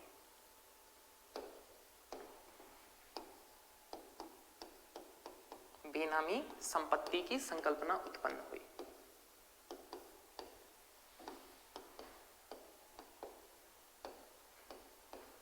क्या थी बेनामी संपत्ति की संकल्पना? क्या हुआ, जमीन सरकार को ना देनी पड़े, इस कारण से जमीन को कागजों पर ऐसे ऐसे लोगों के नाम में पर दिखा दिया गया जो वास्तव में एग्जिस्ट ही नहीं करते थे, जो वास्तव में थे ही नहीं। ठीक ना? कहीं देवी देवता के नाम पर, कहीं जानवरों के नाम पर, कहीं जो गुजर चुके हैं या कहीं कोई पैदा ही नहीं हुए। इस तरह से क्या किया गया, जमीन के कागजों को या जमीन को जो है वो ऐसे लोगों के नाम पर कर दिया गया जो वास्तव में मौजूद ही नहीं थे। ठीक, जो वास्तव में मौजूद ही नहीं थे, उन लोगों के नाम पर कर दिया गया। ठीक, यहां तक बात समझ में आ रही? उन लोगों के नाम पर कर दिया गया। इतना ही नहीं, ठीक ना, दिख रहा ना बेनामी संपत्ति की संकल्पना, तो उन लोगों के नाम पर कर दिया गया। यही भारत के लोग जुगाड़ू हैं, क्या कीजिएगा, सरकार कानून लेके आई, लोगों ने जुगाड़ निकाल लिया। ठीक, तो बेनामी संपत्ति की संकल्पना, इसके माध्यम से पहले तो इंपैक्ट करने की कोशिश की गई। दूसरा, मान के चलिए कुछ क्षेत्रों में क्या हुआ, किसी जमींदार के पास गए दिखाने के लिए क्या कि तुम्हारे पास संपत्ति, तुम्हारे पास जमीन इतनी है। तो उन्होंने क्या किया, मतलब जिन लोगों के पास बहुत बहुत जमीन हुआ करती थी, उन्होंने क्या किया, उनकी जमीन पर जो लोग काम करते थे उन लोगों के नामों पर जमीन कर दी। लेकिन जरा सोच के देखिए, वो जो काम करता है उसको कुछ नहीं पता है क्या कि उसके नाम पर जमीन है कि नहीं। वास्तव में आज भी अधिकार, यानी कि मतलब जमीन उसके नाम पर हो जाने के बावजूद भी अधिकार जो है उसी के पास है। क्यों? क्योंकि वो इतना लिटरेट है ही नहीं कि उसको पता चलेगा क्या कि जमीन उसके नाम हो गई है, कागज क्या होता है, लिखा पढ़ी क्या होता है, उसको कुछ ज्ञात नहीं है। यानी कि जमीन उसके नाम पर कर भी दी गई, तब भी उस पर वास्तविक अधिकार किसका है? उसका ही है। जैसे वो पहले उसके यहाँ काम कर रहा था, वो वैसे ही काम कर रहा है। ठीक ना? ये भी लूप होल निकाला गया। और मान के चलिए बाद में फिर क्या किया गया, किसी दिन अंगूठा लगवा के फिर से वो जमीन अपने नाम करवा लिया गया। ठीक है। तो इस तरह के लूप होल्स निकाले गए इस हदबंदी से बचने के लिए। ये पॉइंट भी समझ में आया, हदबंदी से बचने का ये प्रोविजन, ठीक ना। यानी कि क्या किया गया, जो वर्कर्स थे उनके नाम पर जमीन कर दी गई, workers, land were transferred to workers, कर्मचारी कार्मिकों के नाम पर जमीन कर दी गई, के नाम जमीन, लेकिन वास्तविक अधिकार इन्हीं के पास रहा, वास्तविक अधिकार नहीं बदला, ठीक है। इसके अलावा देखिए क्या किया गया, और इस क्या बोलते हैं हदबंदी से बचने के लिए अगर किसी को जमीन देनी भी पड़ी तो उन्होंने वो वाली जमीन दी जो बिल्कुल बंजर थी। अब जरा सोच के देखिए उस जमीन का क्या प्रयोग किया जा सकता है। हदबंदी में यदि जमीनें देनी भी पड़ी तो उन्होंने ऐसी जमीनें दी जो क्या थी, एकदम बंजर थी, एकदम ऊसर थी, जिस पर कुछ यूज नहीं हो सकता था। तो इस कारण से भी जो है ये संकल्पना के रूप में विफल रही। सबसे बड़ा कारण इसके पीछे था, मतलब आप तीसरा लिख सकते हैं क्या, कि infertile land were given, infertile land were given, ऊसर जमीन दी गई, वर गिवन, या अनुर्वर जमीन दी गई। चौथा जो सबसे बड़ा कारण था इसकी विफलता के पीछे, उसको जरा समझिएगा। वो विफलता के पीछे कारण क्या था, पॉलिटिकल एंड ब्यूरोक्रेटिक विल का कम होना, पॉलिटिकल एंड ब्यूरोक्रेटिक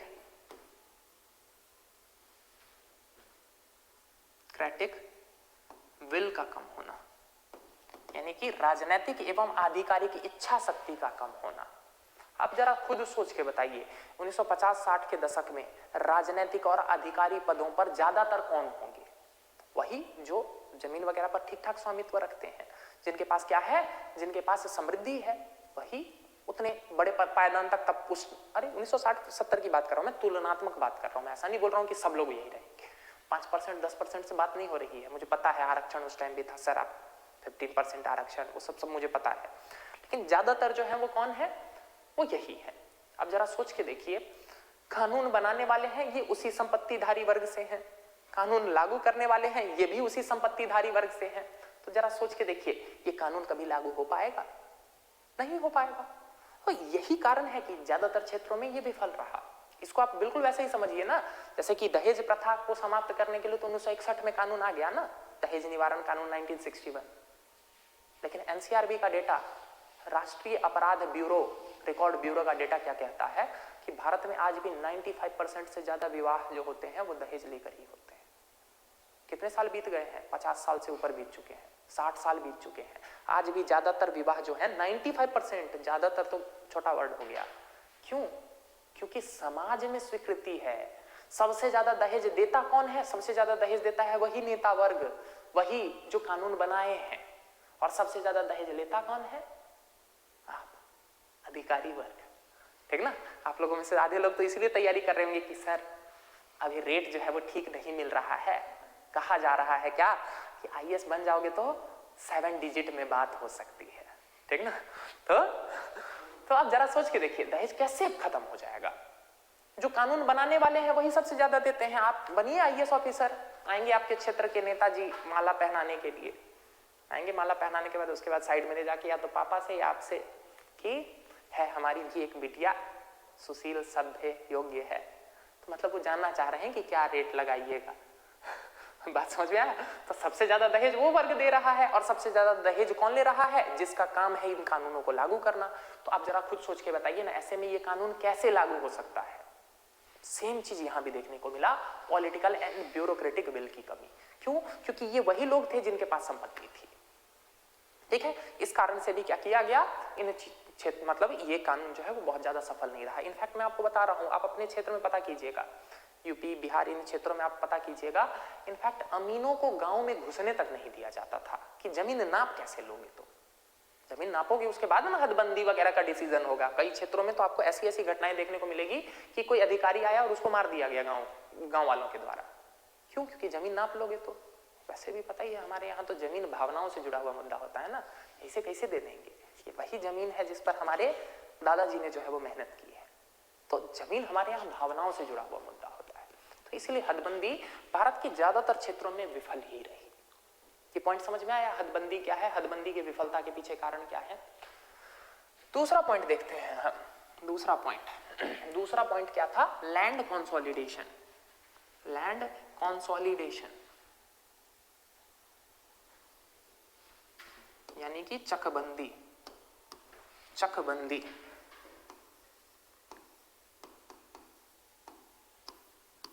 चकबंदी चकबंदी का क्या मतलब है, जरा बात को समझिएगा। चकबंदी का सिंपल सा मतलब था कि छोटी छोटी जो अलग अलग क्षेत्र में है, इन सबको जोड़कर एक बड़ा चक बना देना। जैसे मान के चलिए मेरी जमीन मान के चलिए थोड़ी सी उधर है, थोड़ी सी उधर है, थोड़ी सी उधर है, तो यानी कि अलग अलग जोतों में अलग अलग टुकड़ों में है, इन सबको एक जगह कर देना। तो इसको हम क्या कहते हैं, चकबंदी। यानी कि अलग अलग जो चक है ना, इन सबको एक जगह कर देना, ठीक ना। तो ये था कॉन्सेप्ट चकबंदी का। अब आपके दिमाग में आ रहा होगा कि सर ऐसा क्यों, ऐसा क्यों? क्योंकि छोटे छोटे जोतों में इकोनॉमी ऑफ स्केल नहीं लग पाता है। समझ में आया? यदि ये छोटी छोटी जोतें अगर एक जगह आ जाए ना, तो इसमें क्या लग जाएगा, इकोनॉमी ऑफ स्केल। अब आपके दिमाग में फिर क्वेश्चन आ रहा होगा कि सर ये तो वही हो गया कि एक पहेली का उत्तर देते देते आपने दूसरी पहेली सुना दी कि सर इकोनॉमी ऑफ स्केल का मतलब क्या है, जरा ये भी तो बताइए। इकोनॉमी ऑफ स्केल का सिंपल सा मतलब है कि आपको एक रोटी बनाने में जितना मेहनत और जितना टाइम लगता है, उसका जस्ट दुगना आपको 2 रोटी बनाने में नहीं लगेगा। बात समझ में आया?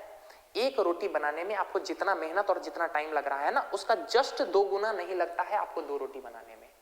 आप जरा खुद सोच के देखिए ना, एक रोटी के लिए आपको आटा गूंथने में जितना टाइम लगता है, क्या उसका जस्ट दुगना लगेगा आपको 2 रोटी का आटा गूंथने में? अरे दोबारा थोड़ी पानी लेके आओगे, दोबारा थोड़ी बर्तन लेके आओगे। बात समझ में आ रहा? एक बात बताइए, एक रोटी बनाने के लिए तवा जितनी देर में गर्म हुआ है, क्या दूसरी रोटी को बनाने के लिए तवा फिर से ठंडा होकर फिर से गर्म थोड़ी होगा? तो जस्ट दुगना नहीं लगता है। यानी कि जब आप बल्क में प्रोडक्शन करते हैं ना, आप ज्यादा उत्पादन करते हैं, तो लागत कम हो जाती है। इसी को कहते हैं इकोनॉमी ऑफ स्केल। यही कारण है कि जब आप थोक में कोई चीज खरीद रहे होते हैं तो देखते हैं आपको कॉस्ट थोड़ा सा कम पड़ता है। क्यों? क्योंकि वहां इकोनॉमी ऑफ स्केल लगता है। ये पॉइंट समझ में आया? अब जरा खुद सोच के देखिए, मेरी 5 जगह अलग अलग जमीन है, सब जगह पर मुझे अलग से पाइपलाइन वगैरह सेट करना होगा ताकि मैं पानी वगैरह कभी कभी डाल सकूं, ठीक है। हर क्षेत्र के लिए मुझे अलग अलग तरह के प्रबंधन करने होंगे, वहां अलग बाड़ लगाना होगा, यहाँ अलग बाड़, यहाँ अलग निगरानी, ठीक ना। अलग अलग क्षेत्र होने के कारण मेरा क्या बोलते हैं, उर्वरक हो गया या कीटनाशक हो गया, इन सब में खर्च भी बढ़ रहा है। तो इस कारण से क्या किया गया, बात चल रही थी क्या कि इन छोटे छोटे चक्कों को मिलाकर एक चकबंद बना दिया जाए, एक बड़ा चक बना दिया जाए। इससे क्या होगा कि इसका मशीनीकरण किया जा सकता है। एक जगह रहेगा तो क्या होगा, इसमें इनपुट कम लगेगा और प्रोडक्शन ज्यादा होगा, यानी कि पर कैपिटा प्रोडक्शन ज्यादा होगा, प्रति लागत पर उत्पादन ज्यादा होगा। तो ये ऑब्जेक्टिव था कंसोलिडेशन का। यहां तक बात समझ में आई? लैंड कंसोलिडेशन भी भारत के कुछ क्षेत्रों में सफल रहा, ज्यादातर क्षेत्रों में ये भी विफल रहा। जैसे कि यदि हम भारत की बात करें तो पंजाब हो गया, हरियाणा का क्षेत्र हो गया, या इधर आप नॉर्दर्न आंध्र प्रदेश वाला क्षेत्र देख ले, वेस्टर्न यूपी वाला क्षेत्र देख ले, तो इन क्षेत्रों में चकबंदी कुछ हद तक सफल रही। लेकिन फिर भी भारत के ज्यादातर क्षेत्रों में ये विफल ही रही। भारत के ज्यादातर क्षेत्रों में ये विफल ही रही। इसकी विफलता के पीछे भी कुछ कारण थे। आखिर क्यों विफल रही, जरा बात को समझिएगा। इसकी विफलता के पीछे क्या क्या कारण थे? सबसे पहला कारण जो इसकी विफलता के पीछे था, वो था लैंड का इमोशन से जुड़ा होना, भावनात्मक लगाव। इमोशंस, लैंड से इमोशन, भावनात्मक लगाव।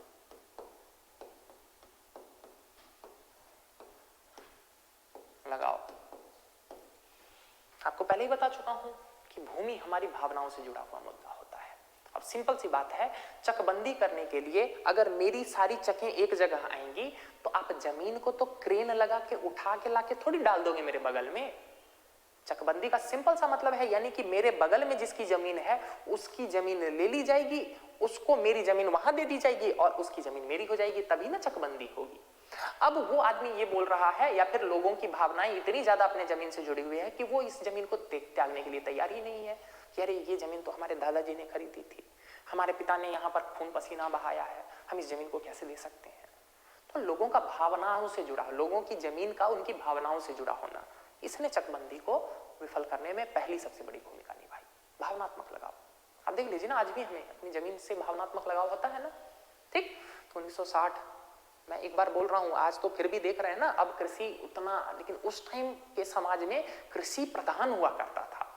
तो कृषि प्रधान है तो जमीन ही सब कुछ है, ठीक ना, जमीन ही सब कुछ था, तो इसलिए जमीन और ज्यादा भावनाओं से जुड़ा हुआ मुद्दा था। दूसरा इसके पीछे जो कारण था, इसकी विफलता के पीछे जो दूसरा सबसे बड़ा कारण था, उसको जरा समझिएगा। अलग अलग क्षेत्रों की उर्वरता अलग अलग है, यानी कि डिफरेंस इन फर्टिलिटी, इनफर्टिलिटी।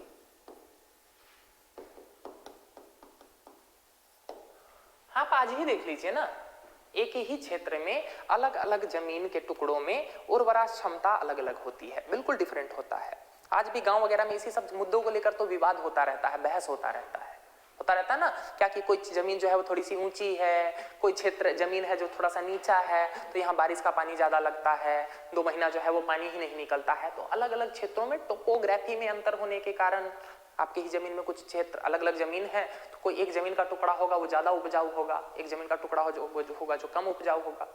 तो अब जरा सोच के देखिए, चकबंदी करना है तो चकबंदी के लिए तो बट ऑब्वियस है कि किसी की जमीन दी जाएगी और बदले में उसको कहीं और जमीन दी जाएगी।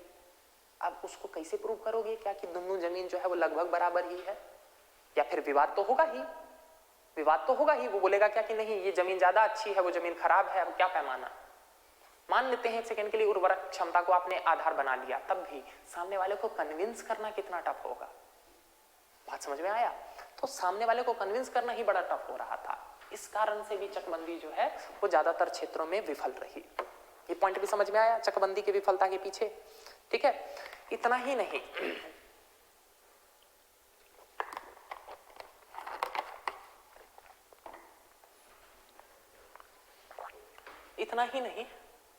ये क्या हो रहा, प्रिपेयरिंग टू एक्सपोर्ट, कहां एक्सपोर्ट होने लग गया?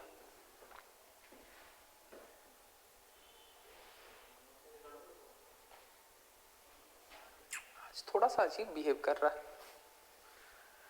चलिए कोई नहीं, आगे बढ़ते हैं। लैंड कंसोलिडेशन, तीसरा इसमें भी सबसे बड़ा कारण क्या था? लैंड कंसोलिडेशन में भी वही, लैंड कंसोलिडेशन में पॉलिटिकल एंड ब्यूरोक्रेटिक विल का कम होना, पॉलिटिकल एंड ब्यूरोक्रेटिक विल का कम होना। तो सिंपल सी बात है, सरकार ने यदि कोई कानून बनाया है और यदि अधिकारी वर्ग चाह ले तो बट ऑब्वियस है क्या कि उसको इंप्लीमेंट करा देगा। लेकिन यदि वो खुद चाहेंगे ही नहीं कि क्या बोलते हैं वो हो, लैंड रिफॉर्म्स ठीक से इंप्लीमेंट हो पाए या कि कानून जो है वो ठीक से बन पाए, बट ऑब्वियस है क्या कि उसको कहां से इंप्लीमेंट किया जाएगा। तो जितनी इच्छा शक्ति दिखानी थी उतनी इच्छा शक्ति नहीं दिखाई राजनीतिक वर्ग ने या फिर ब्यूरोक्रेटिक वर्ग ने। इस कारण से भी क्या हुआ, लैंड कंसोलिडेशन भी जो है वो पूरे भारत में तो सफल नहीं हो पाया। ये बात भी समझ में आया, ठीक। तो ये कुछ फैक्टर्स थे जिसके कारण लैंड कंसोलिडेशन जो है वो विफल रहा। आगे बढ़ते हैं, जरा हम देखते हैं बाकी का क्या हुआ। जैसे कि एबोलिशन ऑफ जमींदारी, जमींदारी की समाप्ति। कुछ क्षेत्रों में, जिन क्षेत्रों में मेनली जमींदारी वाला बेल्ट यही था, हमारा बंगाल हो गया, बिहार हो गया, पूर्वी उत्तर प्रदेश हो गया, यही जो उन्हें पढ़ाया जाएगा आपको, जब मॉडर्न हिस्ट्री पढ़ाया जाएगा तो उस टाइम बताया जाएगा आपको कि सबसे पहले 1791 में कार्नवालिस के टाइम पर इसी बंगाल वाले क्षेत्र में क्या किया गया था, ये परमानेंट सेटलमेंट या स्थायी बंदोबस्त को स्टार्ट किया गया था। तो जमींदारी प्रथा इसी क्षेत्र में प्रधान थी। रैयतवाड़ी सिस्टम या महालवाड़ी सिस्टम में एग्जैक्ट जमींदारी नहीं थी, इसमें जो है वो किसानों से सीधे संबंध हुआ करते थे। महालवाड़ी में गांव के मुखिया से हुआ करता था, महाल से होता था संबंध। तो मेनली ये क्षेत्र था जहां पर क्या है, जमींदारी प्रथा ज्यादा थी। धीरे धीरे जमींदारी प्रथा में कमी आई, कई सारे कानून बनाने के माध्यम से जमींदारी लैंड राइट्स जो जोतता था उसको मिलने लगा, ठीक है ना। ये भी पॉइंट समझ में आया। आगे देखते हैं इसी दिशा में टेनेंसी रिफॉर्म में बात क्या किया गया, काश्तकारी सुधार की दिशा में कुछ प्रयास किए गए। क्या प्रयास थे कि कानून तो लाया गया क्या कि मैक्सिमम 1/4 लेना है, 1/4, मैक्सिमम 1/4 बोल रहा हूं मैं, क्या कि जमीन जिसको दी गई है ना, जिसने उस पर बुआई की है, जिसने उस पर खेती की है, तो उसका जितना उत्पादन होगा उस पूरे उत्पादन का मैक्सिमम 1/4 ही लेना है, ठीक है, उसका मैक्सिमम 1/4 ही लेना है। लेकिन ये भी विफल रहा। आज भी आप देख ही रहे हैं भारत के ज्यादातर क्षेत्रों में आज भी वही अधियारी सिस्टम ही चलता है। आप लोगों में से भी जानते होंगे, वही बटैया वाला वही सिस्टम चलता है, आधा तुम्हारा आधा मेरा, ठीक ना। तो 1/4 की बात तो की गई, लेकिन ये भी सफल नहीं रहा। आज भी आपको भारत के ज्यादातर क्षेत्रों में वही दिखता है। अगला जो प्रोविजन था वो क्या था, लैंड रिकॉर्ड मेंटेन करने के संदर्भ में। अब जब जमीन की नपाई ठीक से जो है वो बेनामी प्रॉपर्टी जैसी संकल्पनाएं रहेंगी तो लैंड रिकॉर्ड बन कहां से पाएगा, ठीक ना। तो लैंड रिकॉर्ड भी पूरी तरह से तैयार नहीं हो पाया, ये भी जो है वो विफल ही रहा। इनफैक्ट आपको बताऊं तो अभी 2021 में सरकार द्वारा स्वामित्व योजना चलाई गई है, जिसका उद्देश्य है वही जियो टैगिंग करके लैंड रिकॉर्ड्स मेंटेन करना, ठीक ना, स्वामित्व योजना। ठीक, तो ज्यादातर क्षेत्रों में अब हो गया है, ज्यादातर क्षेत्रों में हो गया है। आप जाके देखिएगा तो आपको आपका जो खसरा क्या सब बोलते हैं उसको, खसरा खतौनी वगैरह, ये सब आपको देखने को मिल जाएगा। लेकिन आज भी भारत के बहुत सारे क्षेत्रों में आपको ये समस्याएं देखने को मिलेंगी। ये देखिए स्वामित्व योजना, स्वामित्व योजना इंपॉर्टेंट स्कीम है, इसको एज अ होमवर्क आप नोट कर सकते हैं। आपको जो है वो जाके इसके बारे में देख लेना है। क्यों? क्योंकि पीटी वगैरह में सीधे पूछा जा सकता है क्या कि स्वामित्व योजना क्या है, स्वामित्व योजना क्या है, ठीक ना। स्वामित्व योजना दिख रहा है, central sector scheme by ministry of Panchayati Raj. कब लॉन्च किया गया था? ये देखिए 2021 में, ठीक ना। क्या काम था? Establishment of clear ownership of property in rural area, ग्रामीण क्षेत्र में जमीन के संदर्भ में record of rights in village house hold.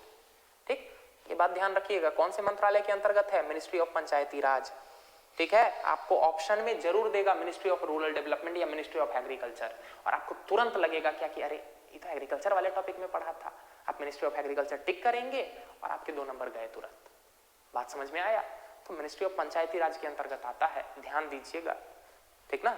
तो मिनिस्ट्री ऑफ पंचायती आज भी बातें चल रही है इस दिशा में कि लैंड रिकॉर्ड्स या फिर लैंड रिकॉर्ड। क्यों? क्योंकि आप जरा सोच के देखिए ना, भारत के न्यायालयों में 5 crore court cases pending, cases जो है वो पेंडिंग है। इनमें से बहुत ज्यादा केसेस जो है वो तो लैंड विवाद से ही संबंधित हैं।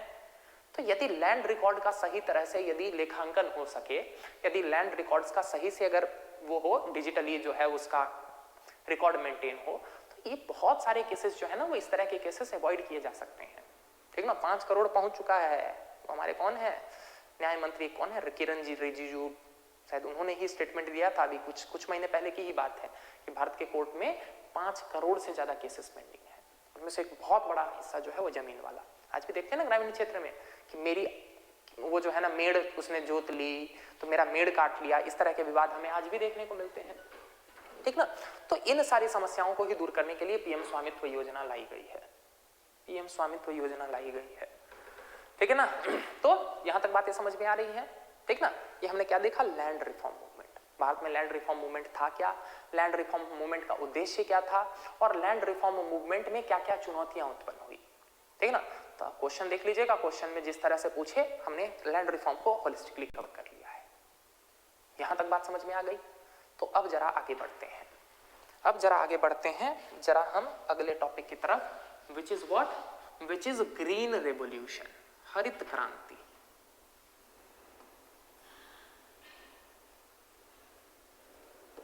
ग्रीन रेवोल्यूशन, हरित क्रांति।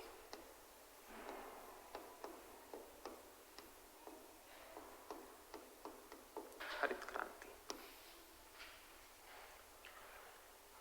जरा बात को समझिएगा, जरा बात को समझिएगा। हरित क्रांति, जब भारत आजाद हुआ है 200 साल की गुलामी के उपरांत, इस टाइम भारत में लोगों को खाद्यान्न की आपूर्ति में बहुत ज्यादा समस्या थी। भूखमरी चरम पर था, लोगों को पेट भरने के लिए पर्याप्त अनाज नहीं मिलता था।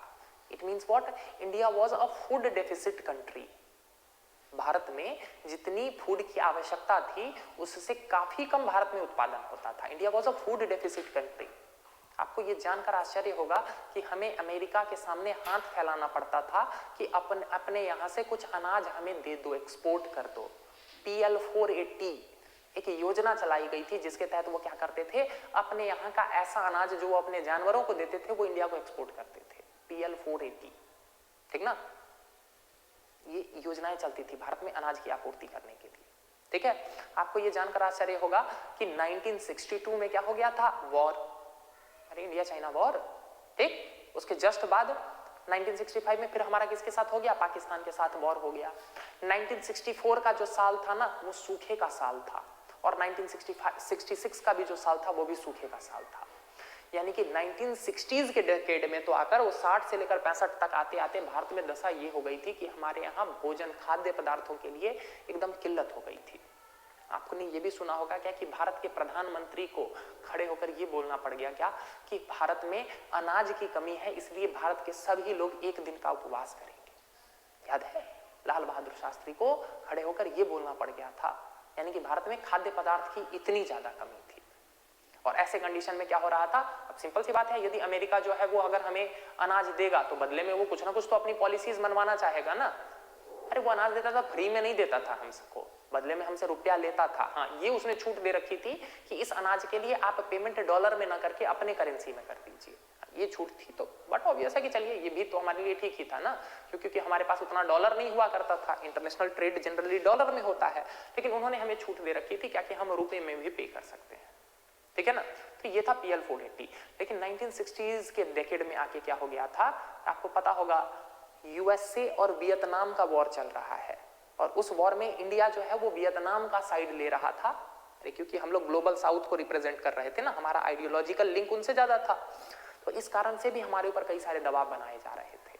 तो यानी कि 1966 तक आते आते दशा जो है वो भारत की बहुत ज्यादा खराब हो चुकी थी, ठीक ना। भुखमरी एकदम चरम पर था, अकाल का दौर चल रहा था। ऐसे में भारत को आवश्यकता थी किसी क्रांति की।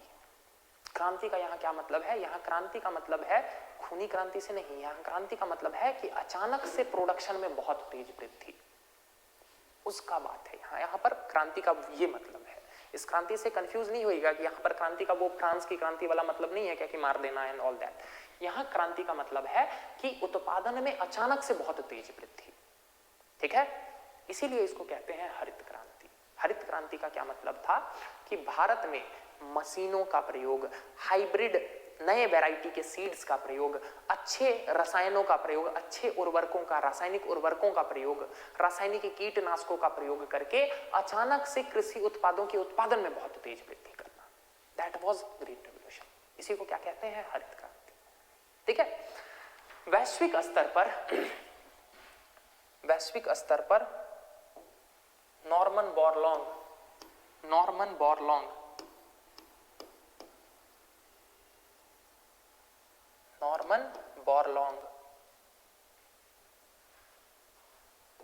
इनको जो है वो क्या कहा जाता है, इनको कहा जाता है फादर ऑफ ग्रीन रेवोल्यूशन। वैश्विक स्तर पर इनको कहा जाता है हरित क्रांति का पितामह, फादर ऑफ ग्रीन रेवोल्यूशन। इन्होंने ही मैक्सिको में father of green revolution, all around the world green revolution. तो ये भी याद रखिएगा, पीटी में ये भी क्वेश्चन पूछा जा सकता है वन लाइनर के रूप में कि वैश्विक स्तर पर हरित क्रांति का पितामह किसे कहा जाता है, तो नॉर्मन बोरलॉन्ग को कहा जाता है, ठीक है ना, नॉर्मन बोरलॉन्ग। इन्होंने मैक्सिको में रिसर्च किया। मैक्सिको में एक जो है वो ब्रिटिश जो है कोई संस्थान थी, उसी संस्थान के अंतर्गत क्या किया, इन्होंने रिसर्च किया, और रिसर्च करके इन्होंने कुछ नए तरह के बीज बनाए। इन बीजों को कहा जाता था बौने बीज। बौने बीज इनमें क्या था कि पेड़ का साइज, उस पौधे का साइज बहुत बड़ा नहीं होगा। इन्होंने बीज में मतलब ये कुछ ऐसे कॉम्बिनेशंस ट्राई किए इन्होंने जिसमें कि पौधे का साइज छोटा होगा लेकिन उसका ज्यादा से ज्यादा एनर्जी यूज होगा, किसमें, उसके दानों में उसका जो है वो ज्यादा से ज्यादा एनर्जी खपत हो। इससे क्या हो गया कि पर हेक्टेयर यील्ड बढ़ गया, उत्पादकता बढ़ गई। कम क्षेत्र में ही अब दाने ज्यादा होंगे तो क्या हो जाएगा कि उत्पादकता ज्यादा बढ़ जाएगी। अगर आपको देखना हो ना तो इसमें आप एक छोटा सा जो है ना वो डॉक्यूमेंट्री देखिएगा, दिखाना चाहूंगा आप लोगों को। एक बार जो है ना वो घर जाके देखिएगा, छोटा सा 2 मिनट 3 मिनट का है। रुकिए एक सेकेंड,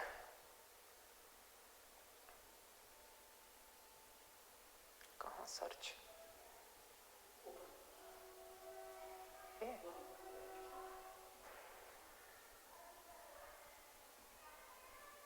अच्छा ये रहा ना सर्च, ग्रीन रेवोल्यूशन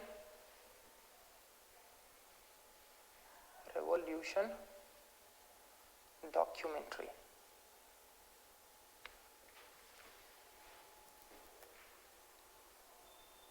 ये देखिएगा कि लाइव हिस्ट्री 6 मिनट की ये डॉक्यूमेंट्री है छोटी सी, इसको एक बार जरा देखिएगा, आपको सारी बातें समझ में आएंगी। क्या कि हरित क्रांति में क्या क्या हुआ था, एक बार विजुअलाइज करने की कोशिश कीजिएगा बस।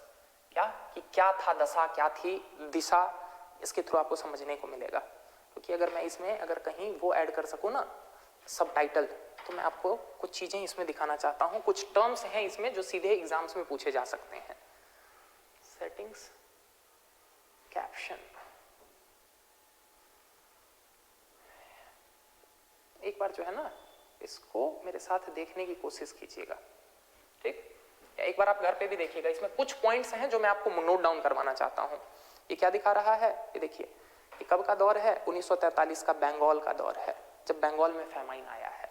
देखिए इस तरह की दशाएं थी, ये इमेजेस आपको बताएंगे क्या कि किस तरह की दशाएं थी, ठीक है? 2 मैसिव ड्रॉट्स बिटवीन 1964 एंड 1966। अभी जस्ट बताया ना आपको कि 1964 में भी सूखा पड़ा है और 1966 में भी सूखा पड़ा है, और इन दोनों साल के बीच में 1965 में क्या हो गया है, इंडो पाकिस्तान वॉर। अरे पाकिस्तान के साथ हमारा युद्ध हो गया था ना, और 1962 में पहले यह युद्ध हुआ पड़ा था। तो भारतीय अर्थव्यवस्था मतलब दशा जो है वो इतनी खराब हो गई थी। देख रहे हैं ना, 2 सक्सेसिव ड्रॉट्स हुए हैं, ठीक, creating acute shortage of food in the country. इसके कारण भारत में जो है वो दशाएं इतनी ज्यादा खराब हो गई थी, महंगाई बढ़ती जा रही थी, सप्लाई कम होगा तो महंगाई बढ़ेगी ही। ये देखिए ये दशाएं ये आपको दिखा रही हैं, ठीक? इसमें क्या आवश्यक था कि कोई एक ड्रास्टिक सॉल्यूशन हो। वो ड्रास्टिक सॉल्यूशन क्या आया, यही आया ग्रीन रेवोल्यूशन। ग्रीन रेवोल्यूशन का क्या मतलब था, इसमें 2 इंडियन ने बहुत सक्सेसिव रोल प्ले किया। एक तो ये हो गए, ठीक ना, ये उस टाइम जो है वो एग्रीकल्चर मिनिस्टर हुआ करते थे, मिनिस्टर फॉर फूड, ठीक, Chidambaram Subramaniam, ministry of food इनके पास था। और दूसरे का नाम आएगा जिनको आप लोग जानते हैं, जिनको क्या कहा जाता है, भारतीय, इनको क्या कहा जाता है, भारतीय हरित क्रांति का पितामह। इनका नाम जो है ना वो पीटी वगैरह में आपको खूब देखने को मिलेगा। ये कौन है, MS स्वामीनाथन। क्वेश्चन देख लीजिएगा, अगर वो आपसे पूछे कि वैश्विक स्तर पर हरित क्रांति का पिता कौन है, तो आप आंसर में क्या लिखिएगा, नॉर्मन बोरलॉग। और यदि पूछा जाए कि भारत में हरित क्रांति का पितामह कौन है, तो वो कौन है, MS स्वामीनाथन, ठीक ना, यही है MS स्वामीनाथन, ठीक है ना। उस टाइम बट ऑब्वियस है क्या कि बहुत छोटे हुआ करते थे, इन्होंने बहुत बड़ा जॉब छोड़ दिया था, ठीक ना, ग्रीन रेवोल्यूशन, और ये आ गए थे एग्रीकल्चर रिसर्च के क्षेत्र में। और इन्हीं के प्रयासों से भारत में ऐसा माना जाता है कि ग्रीन रेवोल्यूशन आया है। ग्रीन रेवोल्यूशन का क्या मतलब था कि रैपिड इंक्रीज मेनली इन्हीं क्षेत्रों में हुआ। ये बताऊंगा कि हरित क्रांति जो है वो भारत के सभी क्षेत्रों में नहीं हुई, हरित क्रांति भारत के उन्हीं क्षेत्रों में सफल रही जहां चकबंदी सफल हुई थी। अभी जस्ट बताया ना चकबंदी, क्यों, क्योंकि इकोनॉमी ऑफ स्केल वहीं लग पाएगा जहां बड़ी बड़ी चक है, ठीक ना। तो हरित क्रांति इन्हीं राज्यों में सफल हुई, ठीक है। कुछ की टर्म्स जो है इसमें से आपको जरूर नोट डाउन करना है जो मैं बता रहा हूं। ये देखिए ये कौन से थे, यही special high variety seed, high yield variety seeds. ये ऐसी बीजें थी जो क्या करें, जिनकी पैदावार ज्यादा होती थी, यानी कि इन बीजों में पौधे का साइज बढ़ने में ज्यादा योगदान नहीं होता था, बीज ज्यादा होंगे उसमें, सीड्स ज्यादा होंगे। Special high yield variety seeds, देख रहा, लाल बहादुर शास्त्री जी की उस टाइम सरकार चल रही है 1964 में। नेहरू जी के निधन के उपरांत जो है इन्होंने यही बने थे ना, और उस टाइम भारत में दशा बहुत ज्यादा खराब थी। 1961 में ही हमें वार्निंग मिलने लग गई थी क्या कि भारत में जो बड़े बड़े जो ऑर्गेनाइजेशन है ना, ये देखिए फूड एंड एग्रीकल्चर और बड़े बड़े जो ऑर्गेनाइजेशन है ये सब बोलने लग गए थे क्या कि भारत में जो है वो फैमाइन आने वाला है, अकाल आने वाला है। और ये थी वो योजना जिसके बारे में हम बात कर रहे थे, पब्लिक लॉ 480। ये देखिए PL 480, USA का PL 480 ये योजना चलती थी, इसको भी नोट डाउन रखिएगा। PL 480 आपसे पूछा जा सकता है कि PL 480 क्या है। PL 480 यही योजना थी जिसके तहत हम क्या करते थे, हम USA से अनाज इंपोर्ट करते थे, दिख रहा ना, importing wheat under US United nation का PL 480। इसीलिए इस एरा को कहा जाता है फ्रॉम शिप टू माउथ।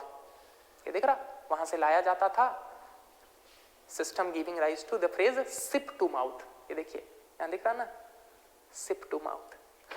कि इस एरा को कहा जाता है शिप टू माउथ, यानी कि हम बाहर से मंगाते थे और उसी को पीडीएस के तहत बांटते थे। देख रहा, the phrase ship to mouth USA से आया इंडिया में। तो ये था दौर। लगभग 3.1 मिलियन टन हम मंगाते थे, जो कि बढ़कर हो गया 1966 में 10 मिलियन टन। अंदाजा लगाइए, जरा सोच के देखिए, 10 मिलियन टन हमें मंगाना पड़ता था और अभी आप लोगों को दिखाया है आज भारत में उत्पादन कितना हो रहा है, 310 मिलियन टन। तो ऐसा नहीं है, भारत में प्रोडक्शन बढ़ा है, खूब बढ़ा है। अभी बताऊंगा, आगे बताऊंगा, ठीक ना। ये है उस टाइम के लिंडन जॉनसन, यूएसए के प्रेसिडेंट। इनका दबाव हमारे ऊपर बढ़ता जा रहा था। ये क्या चाह रहे थे कि इंडिया जो है वो हमारे इशारों पर नाचे, मतलब वियतनाम में हमारा विरोध ना करे एंड ऑल दैट, ये सारी चीजें चल रही थी।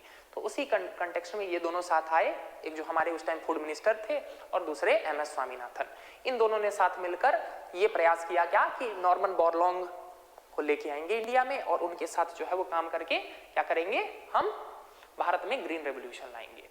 इन्होंने जब सजेस्ट किया ना, बड़ी देखिए आप लोगों के लिए बड़ी यहाँ पर जो है ना वो एक सीखने वाली घटना हुई, जो हमें भी अपने जीवन में देखने को मिलता है। जब इन्होंने बोला ना क्या कि ऐसा किया जा सकता है, देश में कोई मानने के लिए तैयार नहीं था। देश के प्रधानमंत्री भी मानने के लिए नहीं तैयार थे। 1966 तक लाल बहादुर शास्त्री जी का निधन हो चुका है, ठीक ना। नए प्रधानमंत्री कौन बन चुकी हैं, इंदिरा गांधी जी, ठीक ना। तो कोई मानने के लिए तैयार नहीं था। तो इनको क्या करना पड़ा, जरा देखिए।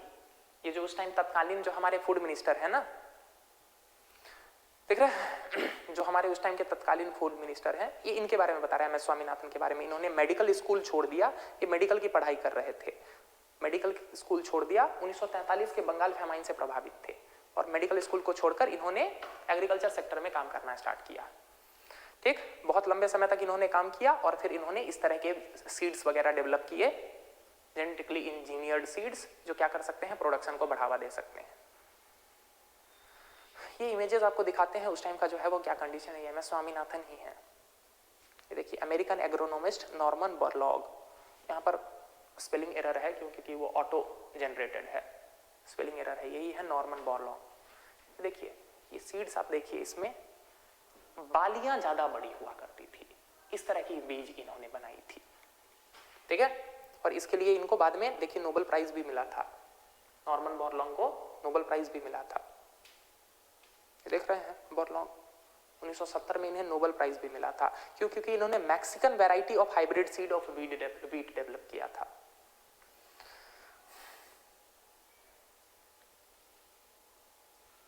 आगे इन्होंने ये पाया कि लगभग मैक्सिको का जैसा क्लाइमेटिक कंडीशन है वैसा ही इंडिया का भी है। तो इन्होंने कोशिश किया क्या कि इंडिया में अप्लाई करके देखें, और इस कारण से इंडिया में इस बीज का एप्लीकेशन स्टार्ट हुआ। लेकिन वही बात है ना कि इन्होंने जब बोला कि हम ऐसा करना चाहते हैं तो कोई नहीं माना। पायल सुब्रमण्यम वॉज, लेकिन भारत में कोई नहीं माना। तो इन्होंने क्या किया, इनके पास 5 एकड़ की जमीन थी अपने दिल्ली में, जहां पर इनका घर था ना, उसी के पास 5 एकड़ की जमीन थी। इन्होंने बोला क्या कि मेरी ही जमीन में करो खेती। इन्होंने अपनी जमीन पर खेती की और फिर ये दिखाया कि देखो इस हाइब्रिड वैरायटी ऑफ सीड्स का प्रयोग करने के कारण उत्पादकता में कितनी ज्यादा वृद्धि हुई। जब इन्होंने अपनी जमीन पर करके दिखा दिया ना, तब सरकार ने एक्सेप्ट कर लिया। इससे हमें क्या सीख मिलती है कि दुनिया आसानी से नहीं मानेगी, आपको करके दिखाना होगा, आपको प्रूव करना होगा, तभी दुनिया आपके व्यू को एक्सेप्ट करेगी। आप जो चाहते हैं वो आपके दिमाग में है, दुनिया क्यों उसको एक्सेप्ट कर ले तुरंत, तो आपको करके दिखाना होगा। ये देखिए भारत के फूड मिनिस्टर को उस टाइम क्या करना पड़ा, अपने 5 एकड़ की जमीन में, देखिए नीचे, इसको जब देखिएगा ना, इन्होंने डेमोन्स्ट्रेशन दिया कि कैसे हाई यील्ड सीड्स के माध्यम से उत्पादन को बहुत तेजी से बढ़ाया जा सकता है, ठीक है। ये देखिए, ये देखिए, इससे आपको अंदाजा लग जाएगा बहुत हद तक, ठीक है। यानी कि बीज की बालियों को बढ़ाने में इससे क्या हो गया कि प्रोडक्शन बहुत तेजी से बढ़ा, मतलब उत्पादकता बहुत तेजी से बढ़ी। यही थे। यहां तक बात समझ में आई? ये तो थी पूरी कहानी। 1966 में भारत में हरित क्रांति का आगमन हुआ, 1966-67 में, ठीक ना। भारत का है अकाल के एकदम उस पर खड़ा है, दहलीज पर खड़ा है। और 1971 में हमने यूएसए के, ये देखिए 1966-67 में भारत में स्टार्ट हुआ 2.4 2.4 मिलियन हेक्टेयर पर, पूरे भारत में जितना एग्रीकल्चर होता था ना उसके मात्र इतने खेत पर जो है वो हरित क्रांति स्टार्ट हुआ। धीरे धीरे जब उत्पादकता बढ़ी तो बाकी कुछ क्षेत्रों पर भी हुआ, ठीक ना, लेकिन मेनली इन्हीं 3 राज्यों में हुआ, इन्हीं 3 राज्यों में हुआ, दिख रहा। लेकिन ये इतना ज्यादा पावरफुल था कि जस्ट 4 साल बाद, जस्ट 4 साल में भारत जो अकाल की दहलीज पर खड़ा था वो फूड सफिशिएंट कंट्री बन गया, यानी कि वो खाद्य पदार्थों के उत्पादन में आत्मनिर्भर बन गया केवल 4 साल में। 1966-67 में स्टार्ट हुआ है और 1970-71 में भारत को वो जो PL 480 में जो हमें अनाज दे रहे थे ना, हमने बोला नहीं प्रभु रखिए, आवश्यकता नहीं है आपके अनाज की। केवल 4 साल में भारत में देखते परिस्थिति कैसी आ गई, ठीक ना। तो इसी कारण से इसको ग्रीन रेवोल्यूशन कहा जाता है, रेवोल्यूशन, कि 4 साल में ही एक देश जो एकदम भारत जैसा इतना बड़ा देश जो एकदम भुखमरी के दहलीज पर खड़ा है, उस 4 साल में ही उसकी दशा इतनी बदल गई क्या कि वो आत्मनिर्भर हो गया फूड प्रोडक्शन में। यहां तक बात समझ में आई, वो फूड प्रोडक्शन में आत्मनिर्भर हो गया, ठीक ना। तो ये था प्रभाव हरित क्रांति का भारतीय समाज पर, ठीक ना, ये था प्रभाव भारतीय समाज पर हरित क्रांति का, ठीक है। कुछ पॉइंट्स इसमें से ध्यान रखिएगा। PL 480 याद रखिएगा। Father of Indian green revolution किनको कहा जाता है? MS स्वामीनाथन जी को कहा जाता है, वो याद रखिएगा। इसके अलावा आपको और क्या चीजें याद रखनी है?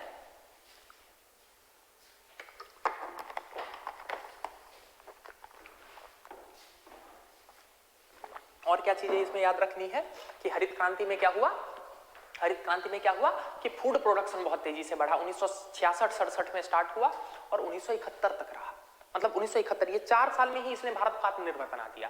मैंने स्टार्ट किया था ना, मैंने बोला था ना कि 1950 में, 1947 में जब भारत आजाद हुआ है तो India was a food deficit country, India was a food deficit country. लेकिन 1971 याद आ रहा है क्या चल रहा है इस दौरान? अरे बांग्लादेश को आजाद करवा रहे थे हम लोग याद है ना। बट ऑब्वियस है, आपको पता होगा उस टाइम जो है यूएसए तो हमारे विरोध में था। अरे यूएसए विरोध में था हमारे, पाकिस्तान का साथ दे रहा था, याद है ना। उसी टाइम हमारा जो परम मित्र है, याद आ रहा ना, रसिया। अरे यूएसएसआर उस टाइम जो था वो अपना शिप लेके आया था बे ऑफ बंगाल में। ठीक, सारी कहानी आप लोगों ने सुनी होगी। तो उस टाइम तो वैसे ही भारत के संबंध यूएसए से खराब थे, लेकिन अब क्या हो गया, हरित क्रांति होने के कारण हम उनके इशारों पर नहीं चलेंगे। क्यों? क्योंकि अब हम आत्मनिर्भर हो चुके हैं फूड प्रोडक्शन में, ठीक है।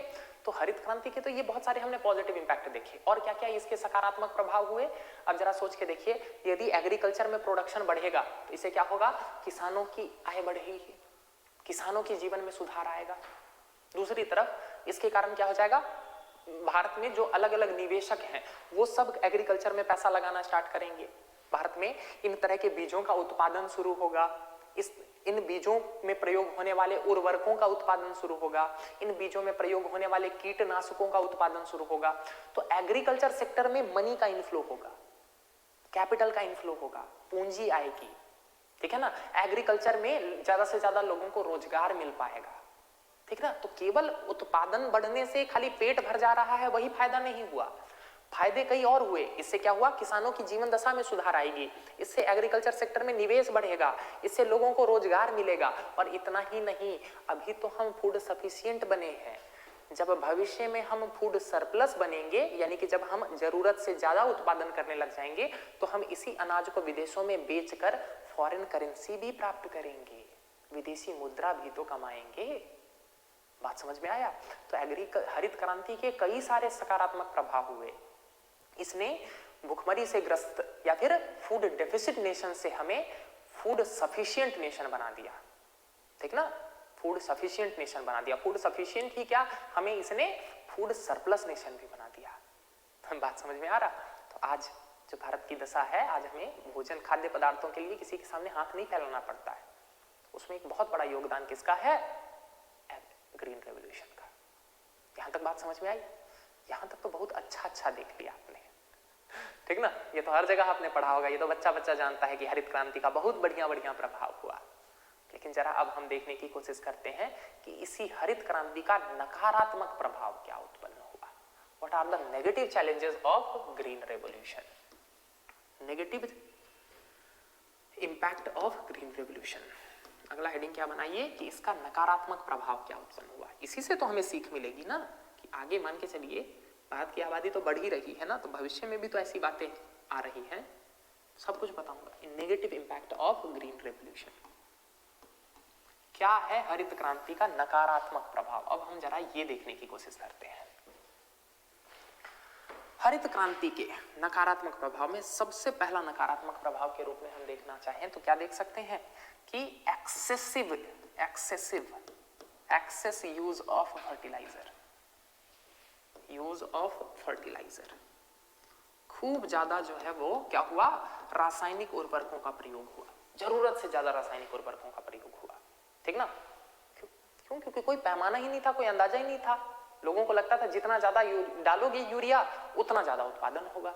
हमारे यहाँ तो यही है ना नोशन, मान्यता तो आज भी यही चलती है कि खेत में जितना ज्यादा पानी डालोगे उतना ज्यादा पेड़ बड़ा होगा, उतना ज्यादा पौधा बड़ा होगा, जितना ज्यादा उसमें खाद डाल दोगे उतना ज्यादा बड़ा होगा। ये तो बिल्कुल वैसे ही हुआ क्या कि कोई मुझे ये बोले, आप मुझे ये बोलें क्या कि सर ऐसा करते हैं आप 4 दिन तक नहीं खाइए लेकिन फिर 4 दिन बाद आपको चारों दिन का खिलाया जाएगा। बिल्कुल लगभग वैसा ही हुआ। तो यही एक्सेसिव यूज ऑफ फर्टिलाइजर, जरूरत से ज्यादा प्रयोग हुआ। इसके कारण क्या हुआ, मृदा प्रदूषित हुई, मृदा सॉइल प्रदूषित हुई। अरे एक बात बताइए, जरूरी नहीं है उस चीज का, तब भी डाले जा रहे हो, जरूरत से ज्यादा डाले जा रहे हो तो क्या होगा, इससे मृदा प्रदूषित हो जाएगी ना। मृदा प्रदूषित हुई, मृदा ही नहीं प्रदूषित हुआ, सॉइल पॉल्यूशन तो हुआ ही, मृदा प्रदूषण, सॉइल पॉल्यूशन, मृदा प्रदूषण तो हुआ ही।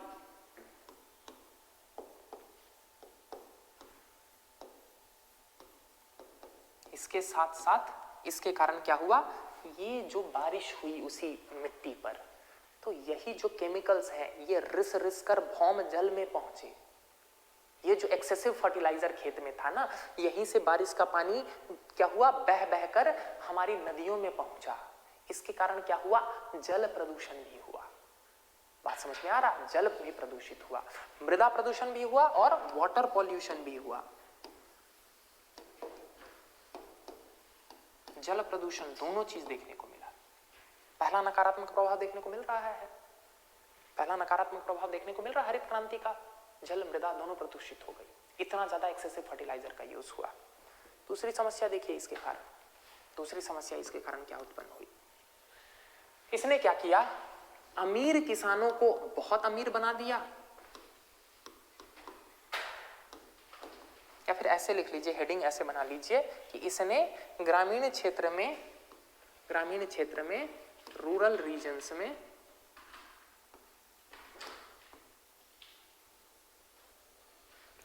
इकोनॉमिक डिस्पैरिटी को बढ़ा दिया, आर्थिक असमानता को बढ़ा दिया।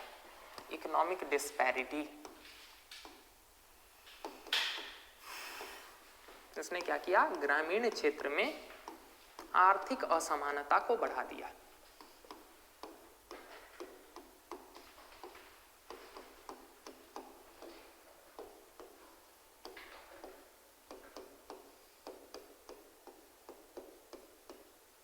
कैसे, जरा बात को समझिएगा, जरा सोच के देखिए, आप खुद सोच के मुझे बताइए कि हरित क्रांति का लाभ लेने के लिए आपको क्या चाहिए, आपके पास हाइब्रिड वैरायटी वाले सीड्स होने चाहिए, आपको क्या चाहिए, आपके पास आधुनिक उपकरण होने चाहिए, आपके पास अच्छे उर्वरक होने चाहिए, रासायनिक उर्वरक, केमिकल फर्टिलाइजर वाले, आपके पास रासायनिक कीटनाशक होने चाहिए, तभी तो आप उत्पादन का फायदा ले पाइएगा ना, तभी तो आप हरित क्रांति का फायदा ले पाइएगा।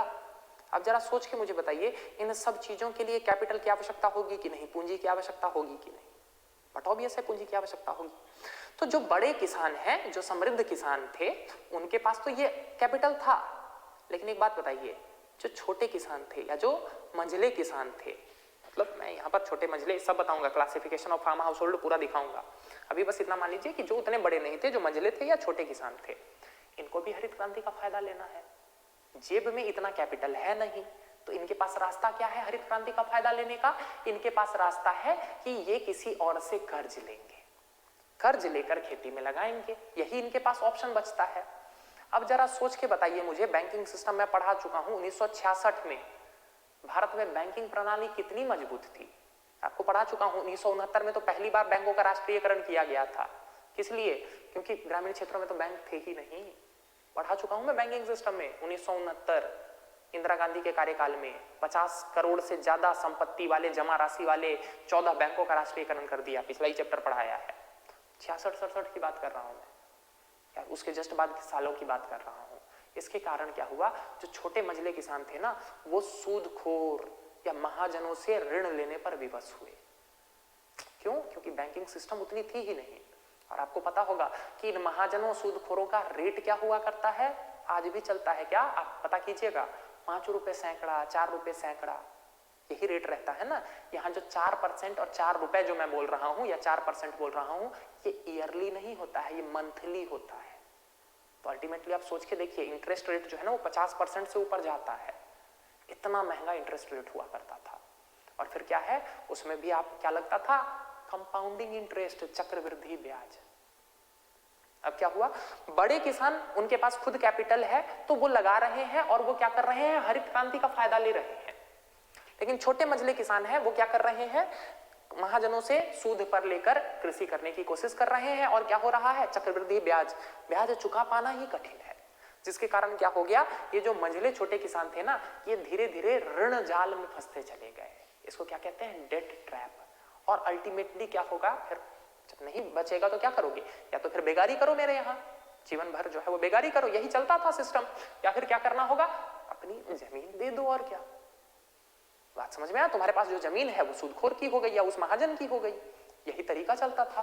तो क्या हुआ, अमीर किसान और अमीर हो गए, गरीब किसान बर्बाद हो गए।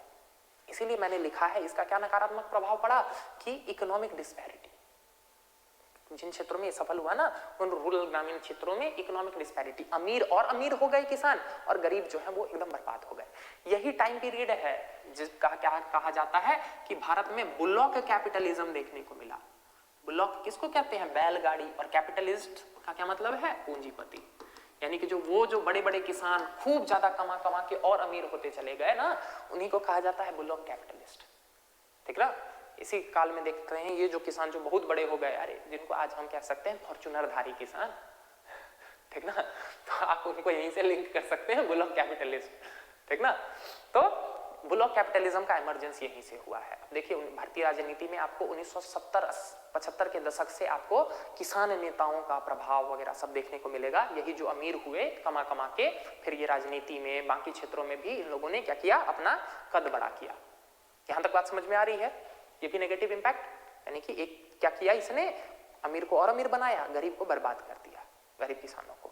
ये इसका नेगेटिव इंपैक्ट। तीसरा नेगेटिव इंपैक्ट है इसी कंटेक्स्ट में, देखिए क्या हुआ, इसने रीजनल डिस्पैरिटी को जन्म दिया। भारत में इसने क्षेत्रीय असमानता को जन्म दिया, डिस्पैरिटी। भारत में इसने क्या किया, क्षेत्रीय असमानता को जन्म दिया।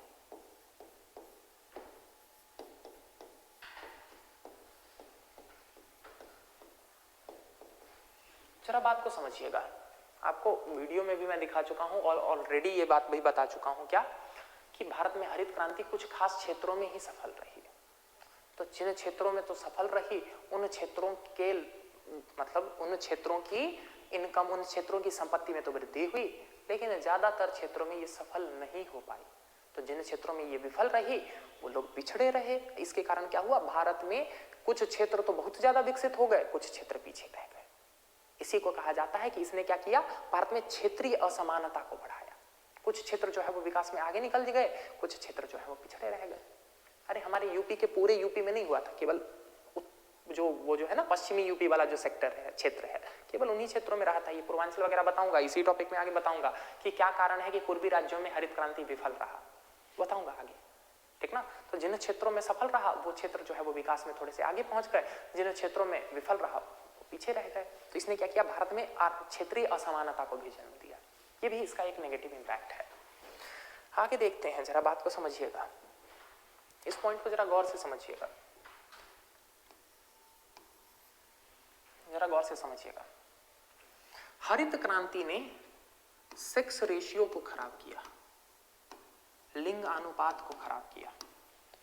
हाँ, क्या हो गया, इतना चौंकने वाली क्या बात है सर, हरित क्रांति का सेक्स रेशियो से क्या रिलेशन, बात को समझिएगा। हरित क्रांति का सेक्स रेशियो से क्या रिलेशन है। एक बात बताइए, आज भारत में सबसे खराब सेक्स रेशियो किस क्षेत्र का है? यही पंजाब हरियाणा क्षेत्र का है।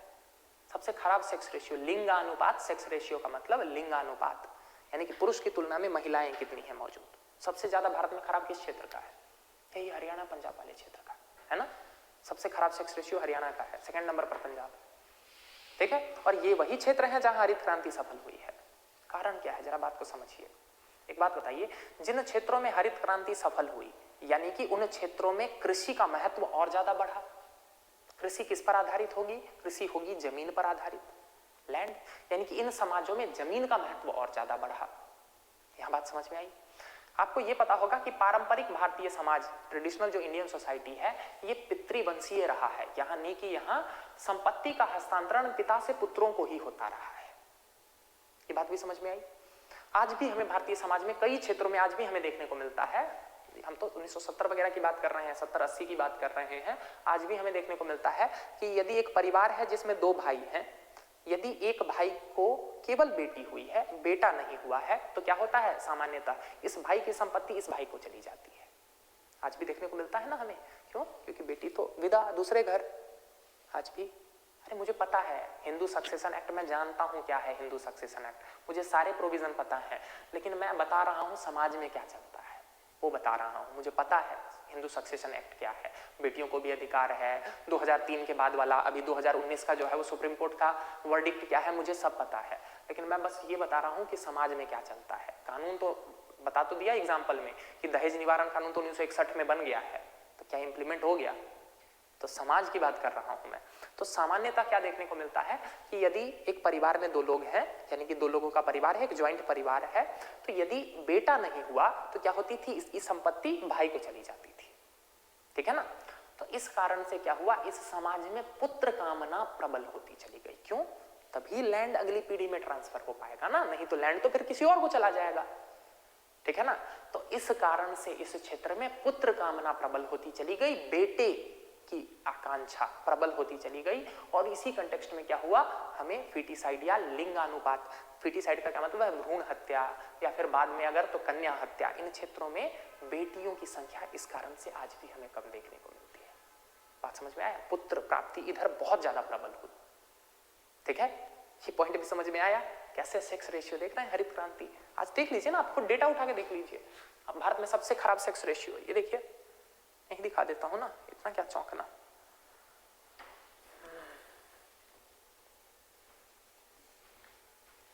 Poorest sex ratio in India, Haryana, दिख रहा? Poorest sex ratio 831। अब देख लीजिएगा, पूरा दिख जाएगा आपको।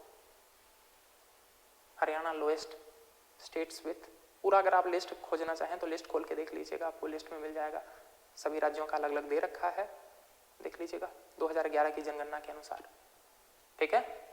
ये वही क्षेत्र है, ये मेरी स्टडी नहीं है एग्जैक्टली, कई सारे अलग अलग सोशियोलॉजिस्ट्स ने ये स्टडी की है और उसके स्टडी के बेसिस पर ये मैं निष्कर्ष बता रहा हूँ। सेक्स रेशियो इस क्षेत्र में खराब देखने को मिला। इतना ही नहीं, एक और बस पॉइंट देख लीजिए फिर छोड़ दूंगा। एक और पॉइंट, इतना ही नहीं, जिन क्षेत्रों में हरित क्रांति सफल हुई, ये क्षेत्र ज्यादा से ज्यादा एग्रेरियन होते चले गए। इन क्षेत्रों में क्या हुआ? एग्रेरियन, यानी कि कृषि पर आश्रितता लोगों की बढ़ती चली गई। तो इन क्षेत्रों में इंडस्ट्रियलाइजेशन नहीं हो पाया, यानी कि औद्योगिकरण नहीं हो पाया। ये पॉइंट समझ में आ रहा? औद्योगिकरण नहीं, क्यों? उद्योग कहां लगाओगे? जमीन पर ही तो लगाओगे।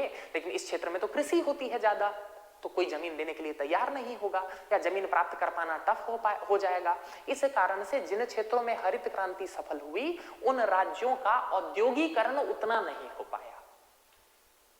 ये बात समझ में आई? ये बात समझ में आई? अब जरा सोच के खुद मुझे बताइए, हरित क्रांति के कारण औद्योगिकरण नहीं हो पाया, और आपको ये पता है कि उद्योग क्षेत्र वो है जो ज्यादा से ज्यादा लोगों को एम्प्लॉय कर सकता है। एम्प्लॉयमेंट सबसे ज्यादा जनरेट किसमें होता है? औद्योगिक सेक्टर में। तो इस कारण क्या है कि इस क्षेत्र में संपत्ति तो है लोगों के पास, क्यों? क्योंकि एग्रीकल्चर हरित क्रांति से फायदा तो हो रहा है, बड़े बड़े किसान, बड़े बड़े लोगों को फायदा तो हो रहा है, लेकिन युवा जो है उसको रोजगार नहीं है। क्यों? क्योंकि इंडस्ट्रियलाइजेशन हुआ नहीं है। तो अब जरा सोच के देखिए क्या होगा, इन क्षेत्रों में युवा जो है वो गलत रास्तों पर जाएंगे। आज भी आप देखते हैं ना, उड़ता पंजाब उड़ रहा है, क्यों? क्योंकि नशे की हालत, लत, ये सब गलत रास्तों पर जाएंगे। इसी कारण कहा जाता है ना कि युवा को सही रास्ता देना आवश्यक है। क्यों? क्योंकि युवा को यदि तुम सही काम में नहीं लगाओगे तो युवा गलत रास्ते पर चला जाएगा।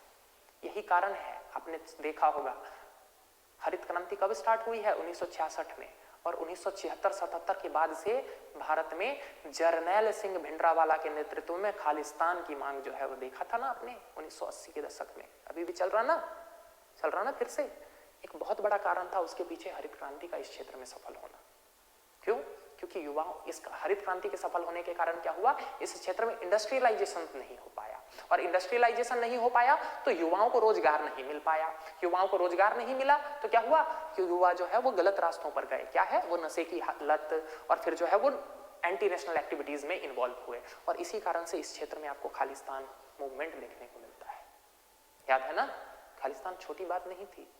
उस खालिस्तान आंदोलन के कारण आप जरा सोच के देखिए, भारत के एक प्रधानमंत्री को अपना जान गंवाना पड़ा था। देखना, आपको पता है ना, अक्टूबर 1984 Shrimati Indira Gandhi was shot by her 2 bodyguards। देखना, बेअंत सिंह एंड सुखवंत सिंह, उनके 2 बॉडीगार्ड ने ही उनको गोली मार दी थी। उसके पीछे कारण वही लिंक था, ऑपरेशन ब्लू स्टार। उन्होंने जो खालिस्तान आंदोलन को दबाने के लिए जो ऑपरेशन ब्लू स्टार चलाया था, जिसके अंतर्गत क्या हुआ था, स्वर्ण मंदिर में इंडियन आर्मी घुसी थी, और अंदर घुस के उन लोगों ने, इंडियन आर्मी ने क्या किया था, जर्नैल सिंह भिंडरावाला को मार दिया था। ठीक ना, आज फिर से जो है वही आंदोलन स्टार्ट हो रहा है, उसी टाइप का आंदोलन स्टार्ट आज भी हमें भारत में देखने को मिल रहा है ना। ठीक है, तो कई अलग अलग जो है ना वो विद्वानों का मानना है, या फिर लिंक है क्या, कि हरित क्रांति इस क्षेत्र में सफल हुई, इस कारण से इस क्षेत्र में युवाओं को रोजगार नहीं मिल पाया और खालिस्तान आंदोलन को समर्थन मिला। यहां तक बात समझ में आई? तो ये भी इसका एक नकारात्मक प्रभाव है। ठीक है, रोजगार नहीं मिल पाना। चलिए, तब आज की क्लास समझ में आई? तो आज की क्लास को हम लोग इतने पर ही रखेंगे। कल जो है वो हम एग्रीकल्चर में आगे बढ़ेंगे। अभी हरित क्रांति पर और हमें बात करनी है। तब तक के लिए